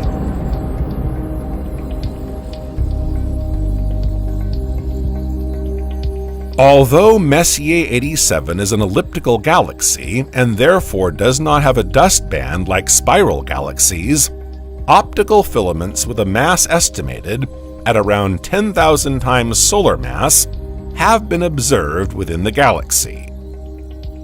As a result, M87 is surrounded by a broad corona of hot, low-density gas. The galaxy has a high population of globular clusters. Indeed, one study estimated the number to be around 12,000, while the Milky Way only counts between 150 and 200. These clusters get larger the further away you are from the galaxy's center. Recent studies have revealed that Messier 87 has completely absorbed a galaxy over the last few billion years. Stars from a feast galaxy would have amalgamated with their fellow stars within the Cannibal Galaxy M87. Scientists were able to confirm this hypothesis thanks to an extended portion of Messier 87's outer halo, which appears much brighter than it would have if the merger had not taken place. The study focused on planetary nebulae, the envelopes of gas surrounding older stars, and not on the totality of stars, which are far too luminous and numerous to be studied individually. The motion of 300 planetary nebulae have been measured at distances close to those of M87. They look like little green lights from Earth, indicating their position and the speed of their movements. To better understand the research, compare it with water contained in a glass and poured into a lake. Even if it becomes imperceptible, it nonetheless generates disturbances that are likely to be visible. This is how the movements of planetary nebulae provide information about past fusion. The study revealed that a medium-sized galaxy is falling towards the center of Messier 87. Gravitational forces are such that stars are now spread over an area 100 times larger than the original galaxy. The stars coming from the Feast galaxy are stretched on all sides, causing the peripheral areas of the host galaxy to become brighter. Thanks to the merger, the Messier 87 galaxy has been enriched with younger, bluer stars.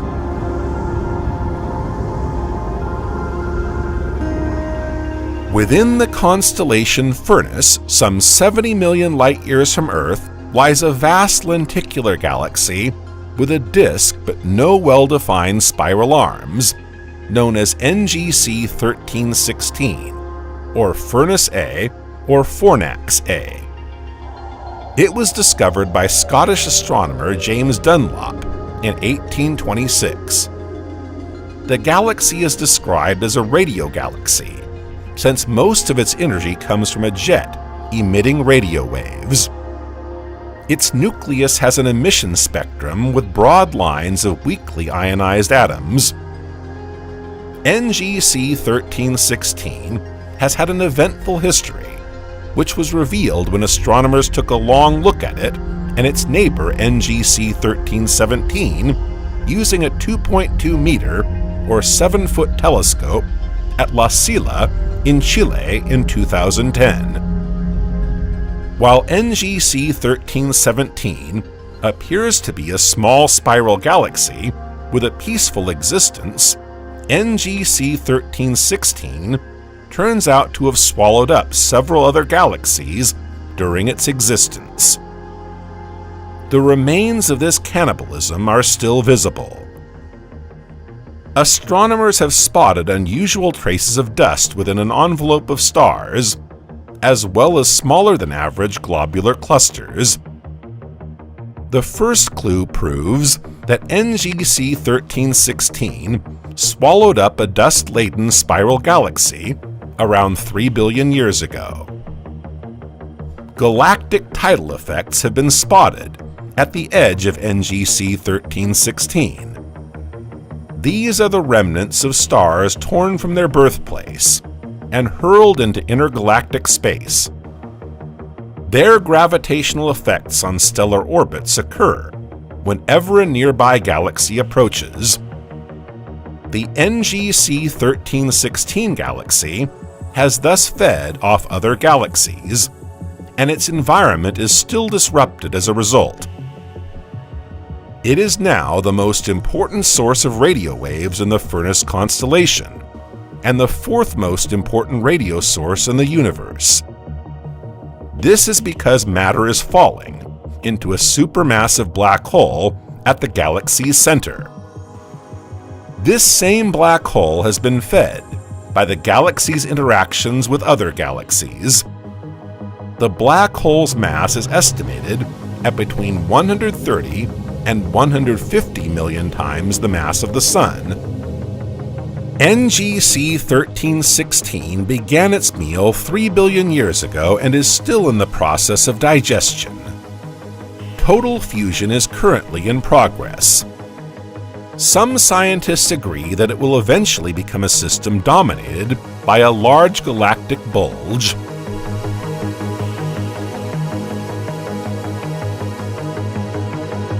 Although 3C297 can be seen completely alone, some 9.2 billion light-years from our planet, it was once part of a cluster of galaxies. Under the effect of its powerful gravitational force, its neighbors would have been drawn to it and then totally assimilated. According to the study carried out by the scientists, certain traces of a galaxy cluster have been found. Firstly, large quantities of gas were measured, with extreme temperatures of several million degrees.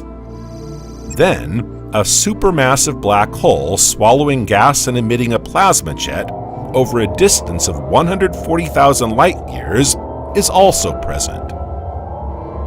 With these elements, the team expected to find a galaxy cluster, but in the end, almost all the galaxies are missing. They were certainly attracted and absorbed by the Cannibal Galaxy. The galaxy 3C297 is now cataloged as a fossil group. This is a galactic system in which some or all of the component galaxies have merged to form a single galaxy. 3C297 is even the most distant fossil group of galaxies ever identified. It will thus continue its solitary life for several billion years.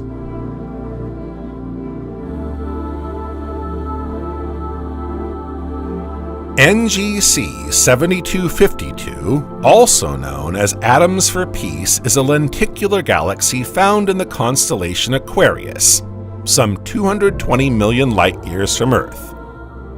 The galaxy was discovered in 1785 by the astronomer William Herschel. NGC 7252 is the result of the merger of two galaxies. Around 1 billion years ago, two spiral galaxies collided, one becoming a host galaxy and the other a feast galaxy.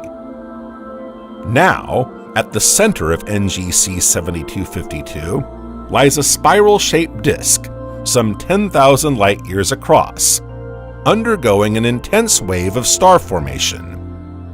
It would appear that the two bulges of the original galaxies have merged, and that in the distant future, NGC 7252 will become an elliptical galaxy.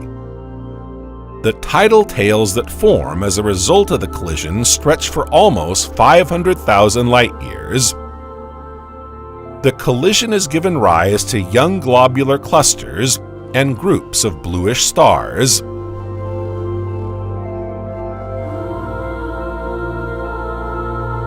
Also known as Centaurus A, NGC 5128 lies in the constellation Centaurus, some 38.6 million light-years from Earth.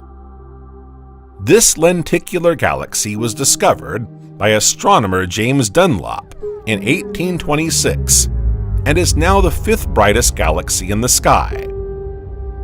It is one of the closest radio galaxies to Earth. Its active galactic nucleus has been the object of study by amateur and professional astronomers for many years. Seen from Earth, Centaurus A is a galaxy with an extraordinary morphology. It resembles a lenticular or elliptical galaxy with a superimposed band of dust. It is this particular morphology that has led to the explanation that it is the result of a merger between two smaller galaxies. NGC 5128 contains an active core due to the presence of a supermassive black hole, from which two opposing jets of matter flow. Old red stars populate the central zone. The central zone is crossed by a curved disk of dust containing atomic and molecular gases. New stars are born near and inside the disk. The mass of Centaurus A's supermassive black hole is estimated at 55 million solar masses. Research has not yet determined whether this black hole has always been within Centaurus A, or whether it is the result of a merger with a spiral galaxy. The galaxy's core is very compact and shows a variation in the intensity of its radio and X-ray radiation. Linear jets shoot out from either side of the nucleus, expanding into mushroom-shaped jets when they reach a distance of 16,300 light-years. The dust band crossing NGC 5128 is a disk seen from the side, 26,100 light-years in diameter, and 652 light-years thick. It is made up of metal-rich stars, nebulae, and dust clouds. Within the dust belt, a burst of star formation began 50 million years ago. The rate of star formation appears to be 10 times higher than in the Milky Way.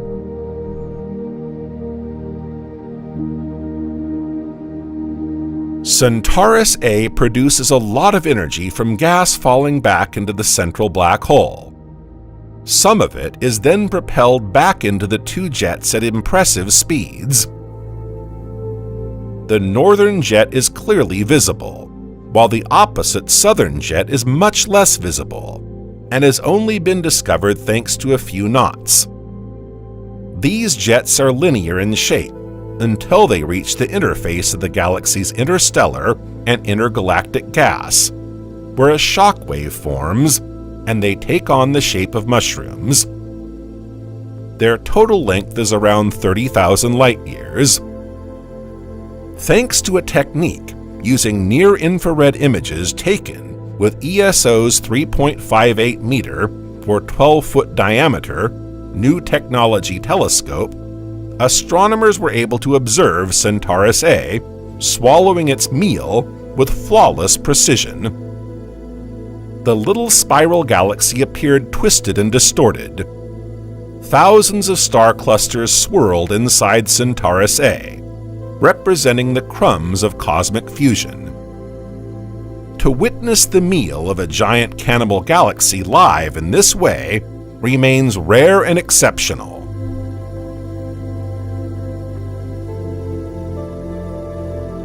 The constellation Pegasus dominates autumn nights.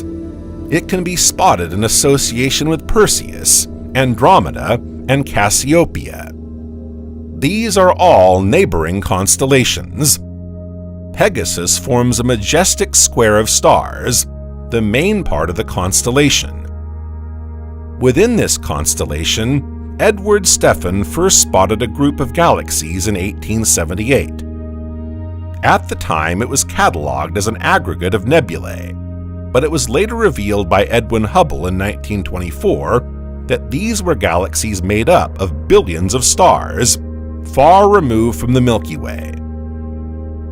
With a magnitude of 14, a telescope of at least 20 centimeters or 8 inches in diameter is required, as well as good observing conditions to catch a glimpse of the quintet. Stephan's quintet is made up of 5 galaxies: NGC 7317, NGC 7318A, NGC 7318B, NGC 7319, and NGC 7320. The first 4 are located relatively close together, around 340 million light-years from the Milky Way. Their spiral arms and disks are highly altered by tidal forces. NGC 7320 is much closer to us, between 35 and 40 million light-years away. These 5 galaxies show clear signs of gravitational interaction. Filaments of gas and stars are escaping from them as a result of the attractive forces that bind them together. NGC 7318A and NGC 7318B show the strongest interaction. A large proportion of their components have intermingled, forming a zigzag structure from which it's easy to spot their 2 bright cores. In 2018, the galactic cannibalism of Stephan's quintet was observed in even greater detail. Indeed, thanks to the extreme image quality of the Canada-France-Hawaii telescope, new information has been uncovered about how the quintet formed. While the researchers were originally capturing images of NGC 7331, a nearby spiral galaxy, their attention was focused on a concentration of galaxies in its background. This concentration turned out to be Stephan's quintet. This revealed an extensive red halo of older stars, centered on one of the elliptical galaxies, NGC 7317.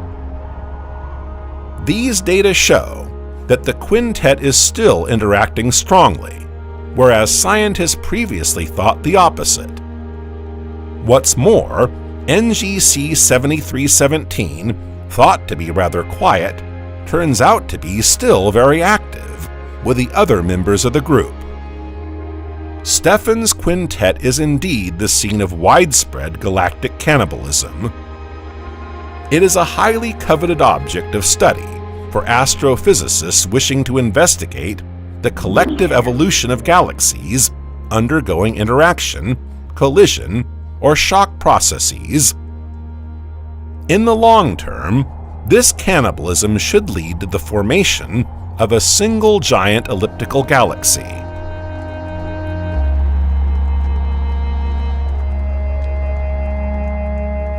Within the Eridani constellation, a magnificent pair of galaxies clearly displays its interaction. They lie more than 50 million light-years from Earth. The first stretches over 300,000 light-years in diameter, and the second over 240,000 light-years. These are the NGC 1531-1532 pair. NGC 1531 is a small lenticular galaxy located 54.5 million light-years away. It was discovered by astronomer John Herschel in 1835. It has a high surface brightness and an estimated diameter of around 23,800 light-years. NGC 1532 is a very large barred spiral galaxy. It lies 47.3 million light-years away and was discovered in 1826 by astronomer James Dunlop. Its diameter is currently estimated at around 303,000 light-years. The larger of the two, spiral galaxy NGC 1532, has drawn dwarf galaxy NGC 1531 into its gravitational influence. The latter is now a prisoner, subject to the forces imposed on it by the larger galaxy. In the long term, it will disappear in a total merger with NGC 1532.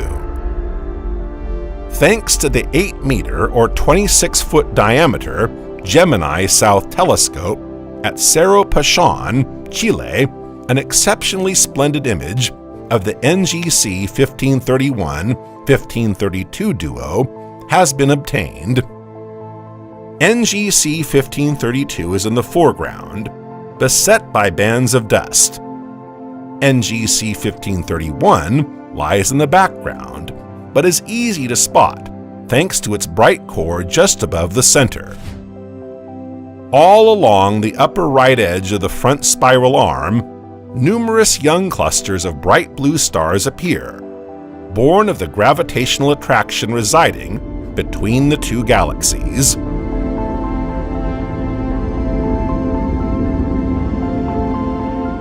Messier 51 is the most easily observable pair of interacting galaxies. Simply by using binoculars with 10-time magnification, you can make out the two tiny spots next to each other. The two diffuse stars separate as soon as you use an 80mm telescope. With a 200mm telescope, the two galaxies can no longer hide their bright cores and quasi-stellar appearance. Finally, with a 400mm telescope, the main galaxy clearly displays its spiral arms, which are covered with small knots that are in fact large star clusters. Charles Messier first discovered this galaxy in 1773 in the constellation of the Hounds. It lies more than 30 million light-years from Earth. M51 is also known as the Whirlpool Galaxy. It is the result of the meeting of two galaxies. NGC 5194 is the larger of the two. It is a spiral galaxy. NGC 5195, the smaller of the two, is a lenticular galaxy. The larger galaxy tugs so hard at its smaller companion that the smaller galaxy is completely distorted, making it difficult for astronomers to classify it. A bridge of matter appears to link the two objects, but this is in fact a deceptive perspective effect. Tiny NGC 5195 lies a few 100,000 light-years behind NGC 5194. Around 500 to 600 million years ago, NGC 5195 would have crossed the disk of the larger one. The smaller galaxy would have penetrated the disk from behind towards us, and even made another encounter between 50 and 100 million years ago to reach its current position. The interactions between these two galaxies produced a flurry of new stars. Using the Hubble telescope, astronomers have detected more than 100 ionized nebulae in the larger of the two. In the Sagittarius constellation, one particular galaxy is shaped like a bird. With the scientific names ISO 593, IG-008, but better known as Tinkerbell, this galaxy lies around 650 million light-years from Earth. Its wings extend over 100,000 light-years, roughly the size of our own Milky Way. This marvelous star is in fact the result of the encounter between two spiral galaxies and an irregular galaxy, although scientists have long thought that only two galaxies were involved in this collision. Thanks to ESO's Very Large Telescope, a team of astronomers has now been able to study this peculiar triple system in a little more detail. The images reveal two galaxies interpenetrating perpendicularly, forming the body and wings of the creature. The third massive irregular galaxy forms the bird's head. This is where stars are born at a spectacular rate of nearly 200 solar masses per year. It is the system's main source of infrared luminosity, despite being the smallest of the three galaxies. This trio of galaxies strongly resembles a winged creature. The result is a mega-galaxy called the Tinkerbell Triplet.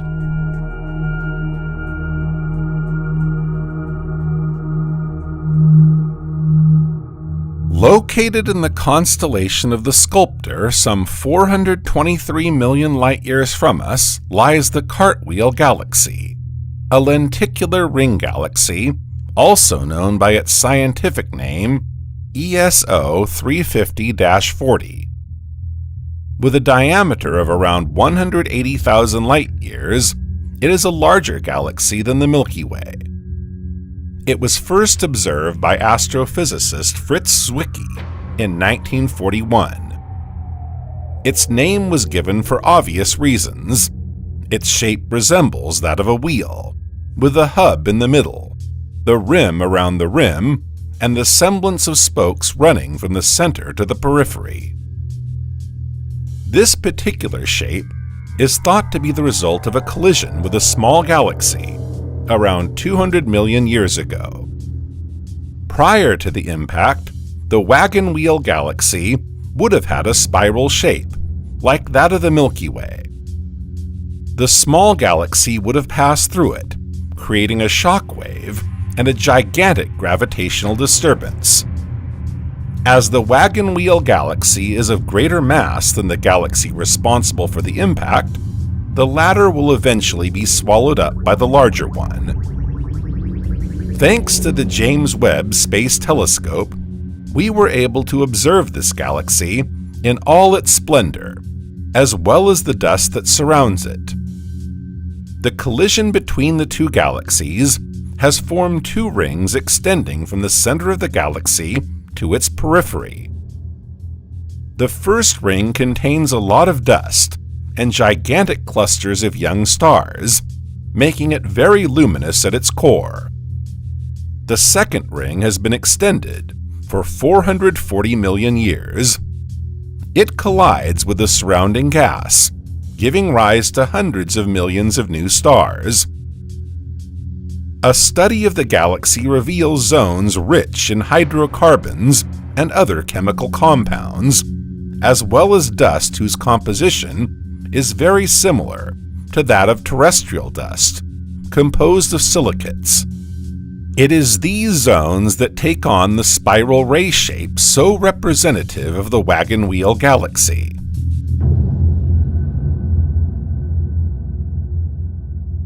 The Lyra constellation peaks at midnight in early July, passing close to the zenith at our latitudes. It revolves around its brightest star, Vega. NGC 6745 is a very special member of this constellation, 200 million light-years away. It is a pair of interacting galaxies. It consists of NGC 6745A, the main member, and NGC 6745B, its companion.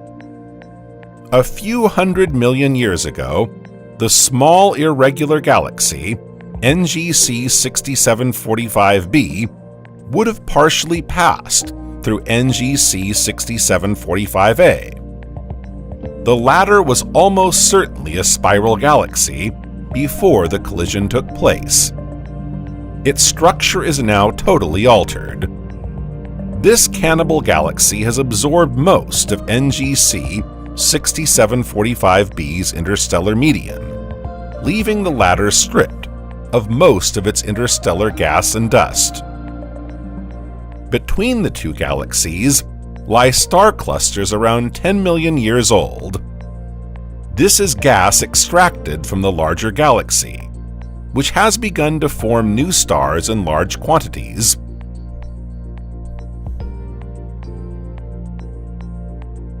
The constellation Bernice's Hare lies between Leo and Bouvier.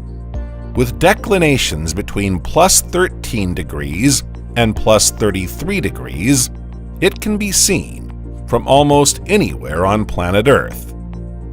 Its brightest star is Beta, with a magnitude of 4.3. The Bernice Hare constellation is rich in galaxies and other telescopic objects. It also features a pair of galaxies in the throes of cannibalism. This is the Mouse Galaxy. NGC 4676A and NGC 4676b form a pair of lenticular galaxies. The pair was discovered by astronomer William Herschel in 1785.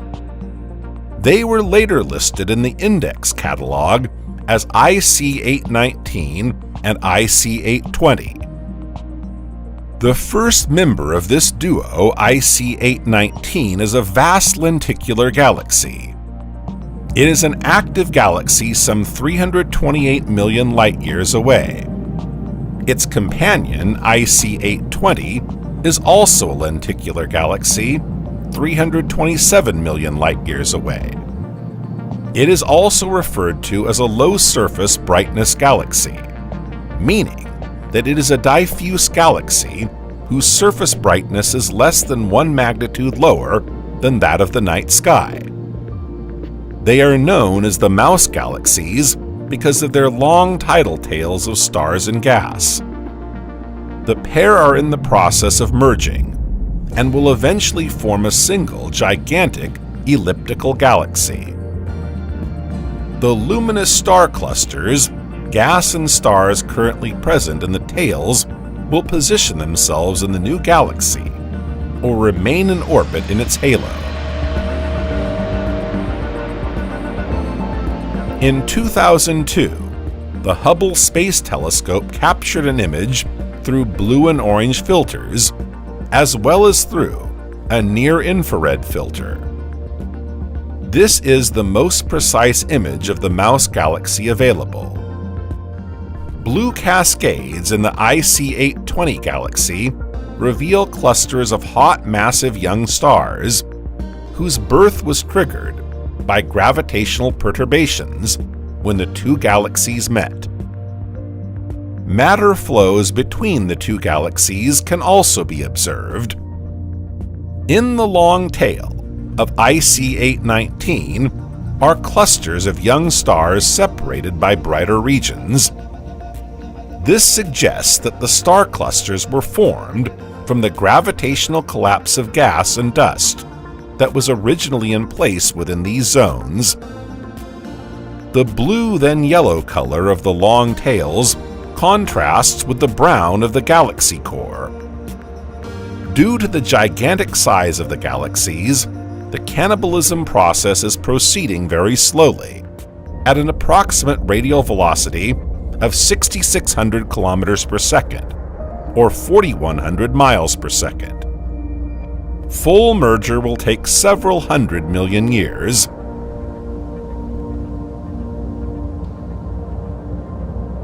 In the Ophiuchus constellation lies NGC 6240, a vast irregular galaxy 352 million light-years from Earth. It was discovered in 1871 by French astronomer Édouard Stephan. NGC 6240 is characterized as a liner galaxy, meaning that its nucleus has an emission spectrum characterized by broad lines of weakly ionized atoms. NGC 6240 is one of the most powerful sources of infrared emission in the sky. They are in fact two galaxies in fusion, emitting gravitational jets of stars, gas, and dust. These ultra-bright infrared galaxies fascinate astronomers because of their powerful luminosity. They are generally the result of the merging of gas-rich galaxies, triggering a period of intense star formation. This, combined with the activity of their nuclei, is what gives them their high luminosity. NGC 6240 has two nuclei, corresponding to the final phase of the merger of the two galaxies. In the long term, only a single galaxy will remain. The supermassive black holes at the center of each galaxy will merge into a much larger black hole in a few tens or hundreds of millions of years. Today, however, they are separated by a distance of 3,000 light-years.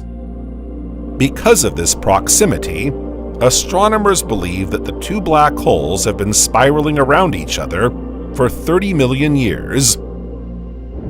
Recently, thanks to the use of ESO's Very Large Telescope, details about the black holes have been spotted. In fact, not two but three supermassive black holes, tightly packed into a space no larger than 3,000 light-years, are in place at the heart of the galaxy. Such discoveries tend to confirm a hitherto hypothetical scenario of galaxy evolution. The process of two galaxies merging had already been envisaged, but these results show that several of them can merge at the same time, accelerating the process of forming very massive galaxies.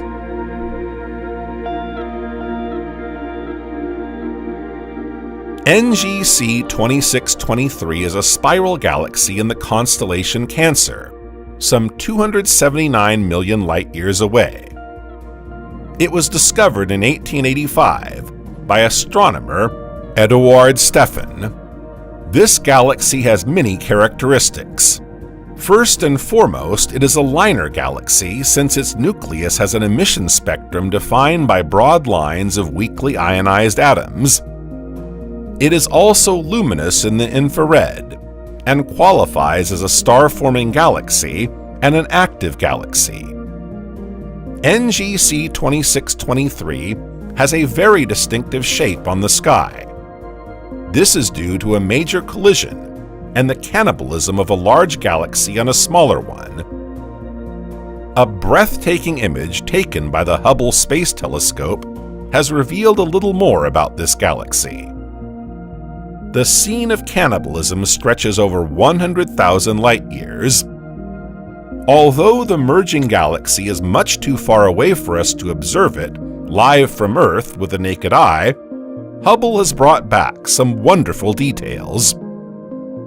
The two galaxies that now make up NGC 2623 were probably originally spiral galaxies similar to our own Milky Way. In the images brought back by Hubble, they appear to have collided. they were certainly each traveling on trajectories that brought them very close to each other. The gravity of the larger one disrupted that of the smaller one, bringing them closer together until the former literally devoured the latter. Now their orbits are distorted, their initial silhouettes have changed, and two long coils of matter can be seen, stretching over 50,000 light-years each. These are known as tidal tails and are being pulled apart at the start of each galaxy by the gravity of the other. As the collision took place obliquely rather than head-on, the tidal tails appear to be twisting somewhat. During the collision, huge clouds of gas collided, forming stars that can be seen in blue all around the tidal tails. They will only live for a few million years. At the heart of the colliding galaxies is total anarchy. Gas deprived of gravity forms arches and furious star formation takes place. The formation and death of stars leads to the creation of dust, which absorbs light and hides the view of what's going on behind it. In such encounters between two galaxies, the stars are, at this scale, so small that the chances of them colliding with each other are virtually nil. Clouds of gas, on the other hand, are much larger, which explains why they collide, resulting in the formation of new stars. Using techniques to date the stars involved in the collision, astronomers have estimated that the catastrophe occurred less than 100 million years ago, which is quite recent on the cosmic timescale. The chaos will calm down one day, and in a few million years, NGC 2623 will become a larger elliptical galaxy.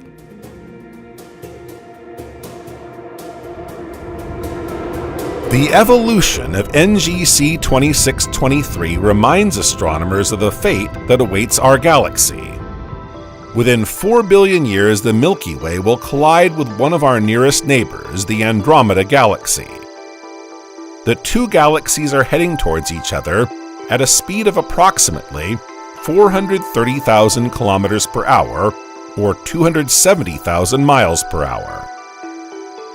The stellar halo of the Andromeda Galaxy is much larger and more complex than that of the Milky Way. Andromeda is a notorious cannibal that has already swallowed up a good number of galaxies in our cosmic neighborhood.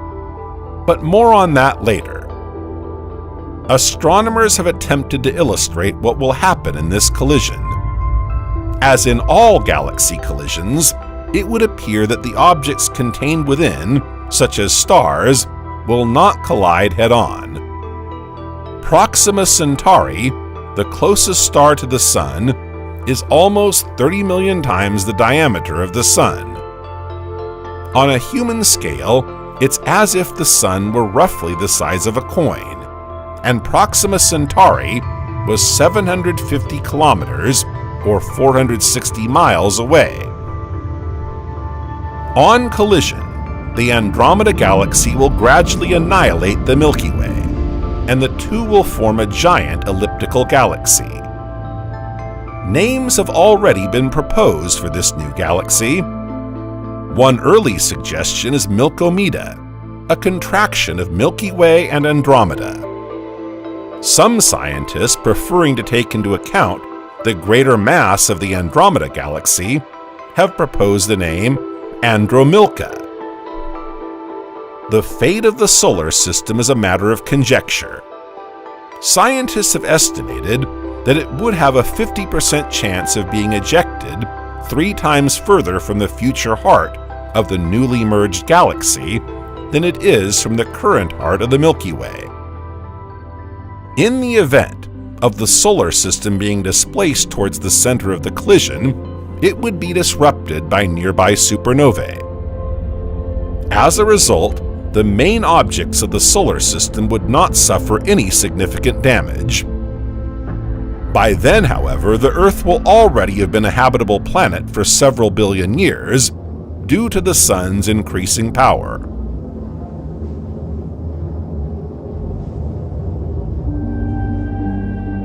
The Andromeda Galaxy, also known as Messier 31, is our biggest neighbor. With a magnitude of 3.4, it can be clearly seen by the naked eye in a dark sky as a diffuse elongated spot. It is all the more impressive when viewed through binoculars. Its luminous bulb is surrounded by a gigantic disk, the length of which is equivalent to 6 full moons placed end to end. With a 300mm telescope, you can see 2 dust bands and a few stellar concentrations. With a diameter of around 220,000 light-years, the Andromeda Galaxy is the largest in the sky, second only to the Magellanic Clouds. It is thought to contain some 1,000 billion stars, between 2 and 5 times as many as in the Milky Way. It lies around 2.5 million light-years from the Sun, in the Andromeda constellation. The first written mention of the Andromeda Galaxy dates back to 964, in Abd al-Rahman al-Sofi's book of Fixed Stars. It was then spotted by Simon Marius using a telescope in 1612, and photographed for the first time in 1887 by Isaac Roberts. The Andromeda Galaxy is the nearest spiral galaxy to the Milky Way, and is twice as large and more densely populated than the latter. It is sometimes even considered its twin. However, the Andromeda Galaxy appears to have formed 3 billion years ago, whereas the oldest star in our galaxy dates back over 13 billion years. Images of its core, taken with the Hubble Space Telescope, reveal 2 luminous structures. These have long been mistaken for 2 cores, but in reality, there is the true core, and alongside it a simple concentration of stars in close orbit. The Andromeda Galaxy is a coveted subject of study for astrophysicists. They seek to explain the physical characteristics of the galaxy's formation. It appears that the formation of the Andromeda Galaxy was the result of the collision of 2 galaxies. The first was present 7 billion years ago. A second, 4 times smaller, was brought into its path 4 billion years ago. The encounter resulted in cannibalism in favor of the larger one, giving rise to the Andromeda Galaxy between 1.8 and 3 billion years ago. This scenario also provides a better understanding of the composition of the halo of gas and stars that surrounds Andromeda. The latter is about 10 times the size of the galaxy itself, and is made up of diffuse clusters, shells, and giant star streams. The galaxy's cosmic cannibalism is now helping to explain its various components. The giant star streams and shells originate from the smallest galaxy, while the diffuse clusters and disk deformation originate from the largest galaxy. As the smaller galaxy is less massive, it forms fewer heavy elements and stars than the larger one.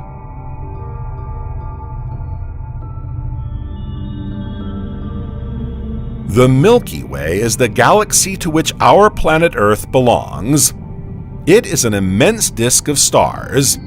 It consists of an intensely bright, compact central region called the bulge, and less dense spiral arms.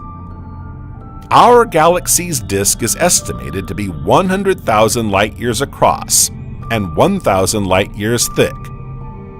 Since 1991, a team of astronomers has discovered that our galaxy is not a simple spiral, but a barred spiral galaxy, which implies that it has a short bar of stars on either side of the central bulge. It also turns out to have 4 spiral arms.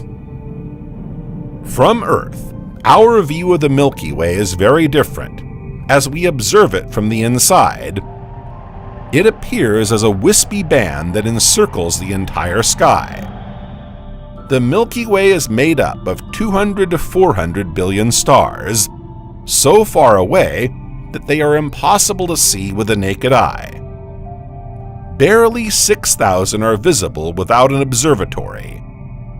Although they appear to be crowded together, on average several light years separate the stars from one another. Today, if there's one fact about the Milky Way that needs no further proof, it's that it's a cannibalistic galaxy. This gourmand has been feeding on its fellow creatures since the dawn of time, and is still in the middle of a meal.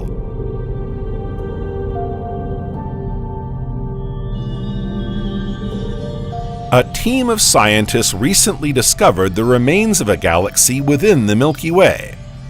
It is believed to be the remnant of a satellite that the Milky Way may have agglomerated early in its history. It has been christened Heracles, a name inspired by the Roman mythological hero Hercules, who plays an important role in one of the stories behind the Milky Way's name. The remains of the Heracles Galaxy make up a third of the Milky Way's spherical halo. This encounter, which took place 10 billion years ago, was certainly a momentous event in the history of our galaxy. It's quite astonishing that the remains of Heracles weren't spotted earlier, given the important place they occupy in the Milky Way. But since the Milky Way had to be built from the inside out, it was necessary to study the central zones of the galactic halo, which are very difficult to assess, in order to better understand the mergers it underwent. For 10 years, data were collected through the Apache Point Observatory telescope in New Mexico. More than 500,000 stars in the Milky Way were studied through their chemical composition and velocity measurements. Scientists were thus able to determine which stars came from the Milky Way and which from the Heracles Galaxy. Reconstructing the chronology of encounters between the Milky Way and other galaxies is crucial to understanding its current organization, which still bears the traces of this past cannibalism. However, the cannibalism of the Milky Way is not just a story of the past. The Milky Way, which appears as a calm milky band in the sky, is in fact a galaxy as violent as it is destructive. It draws in and swallows up all the smaller galaxies around it.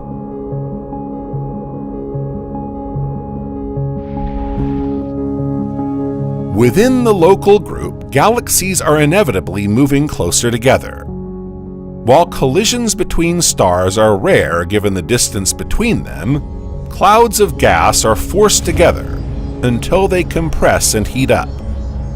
As a result, the largest galaxy devours the smallest. This is how the Milky Way attracts the small and large Magellanic Clouds. These are the two largest satellite galaxies in our neighborhood. The large cloud is around 160,000 light-years from the Sun, while the small cloud is 200,000 light-years away. It is estimated that there are around 3 billion stars in the small cloud, and 10 times that number in the big cloud. The latter is also home to one of the largest nebulae in the universe, the Tarantula Nebula. These two small dwarf galaxies find themselves drawn into the Milky Way by a bridge of matter, forming a ring around its poles. Little by little, the Milky Way snatches matter from these galaxies and brings it to itself. While the Magellanic Clouds were certainly once barred spiral galaxies, they now find themselves completely distorted by the gravitational pull of the Milky Way.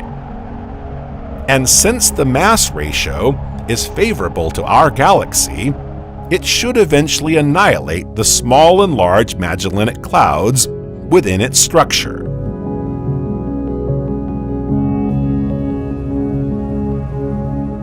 In 1994, random images revealed an overdensity of stars close to the galactic center of the Milky Way. Being too massive to be a globular cluster, it found itself categorized as a Sagittarius dwarf galaxy, named after the constellation in which it lies. It lies 75,000 light-years from the Sun, and it turns out that the Milky Way is pulling this small galaxy towards it, so that its tidal arms are spreading out around the poles of our galaxy. Stars from the Sagittarius galaxy should quickly disperse and enrich the Cannibal halo.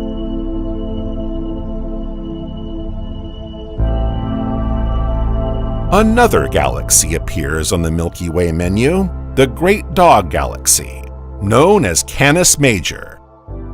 This dwarf galaxy is located in the constellation of the Great Dog. It is currently the closest galaxy to the Milky Way, just 42,000 light-years from the galactic center and around 25,000 light-years from the solar system. It contains around 1 billion stars. The Big Dog Galaxy lies behind the plane of the Milky Way, in a region where stars and gas clouds are the densest, and consequently occulting. This is why it was only discovered in 2003, thanks to a large-scale infrared survey of the entire sky, carried out by a team of astronomers. The Great Dog Dwarf Galaxy is currently being totally dislocated by the tidal forces of the Milky Way. Its center is severely degraded, and a long filament of stars stretches out behind it in rings 3 times the circumference of our galaxy. Scientists estimate that within 2 to 3 billion years it will be completely digested by the Milky Way, and its stars incorporated into the structure of the Cannibal.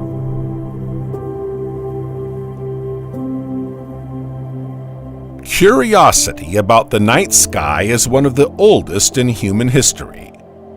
It's easy to imagine early man marveling as much as we do at this bluish canvas cloaked in sparkling stars, and projecting his myths onto it. Today, astronomy and astrophysics are at the heart of our understanding of the physical world. Our knowledge of the universe is growing ever finer, even if in some respects it remains more mysterious than ever. The study of cannibalistic galaxies provides us with a dazzling sketch of large-scale cosmic evolution. These acts of cannibalism are very common among galaxies. Cannibalism is therefore far from being a barbaric act, but rather a natural process for galaxies. This phenomenon has a beneficial effect on stars, promoting their formation in the form of gigantic outbursts. Galactic collisions and mergers are fundamental processes that contribute to the formation and transformation of galaxies over time. Thanks to scientific advances and the development of observation tools that reveal minute details, we can now immerse ourselves in the heart of these cosmic interactions and learn more about how stars, gas, and other elements interact to give rise to new, more complex structures. Research into Cannibal Galaxies promises many more revelations. These phenomena are just one of the countless pieces of the cosmic puzzle still to be assembled. The mysteries of the universe are immense and enigmatic, and they call on us to continue our explorations and research. Who knows what other treasures await us in the depths of space?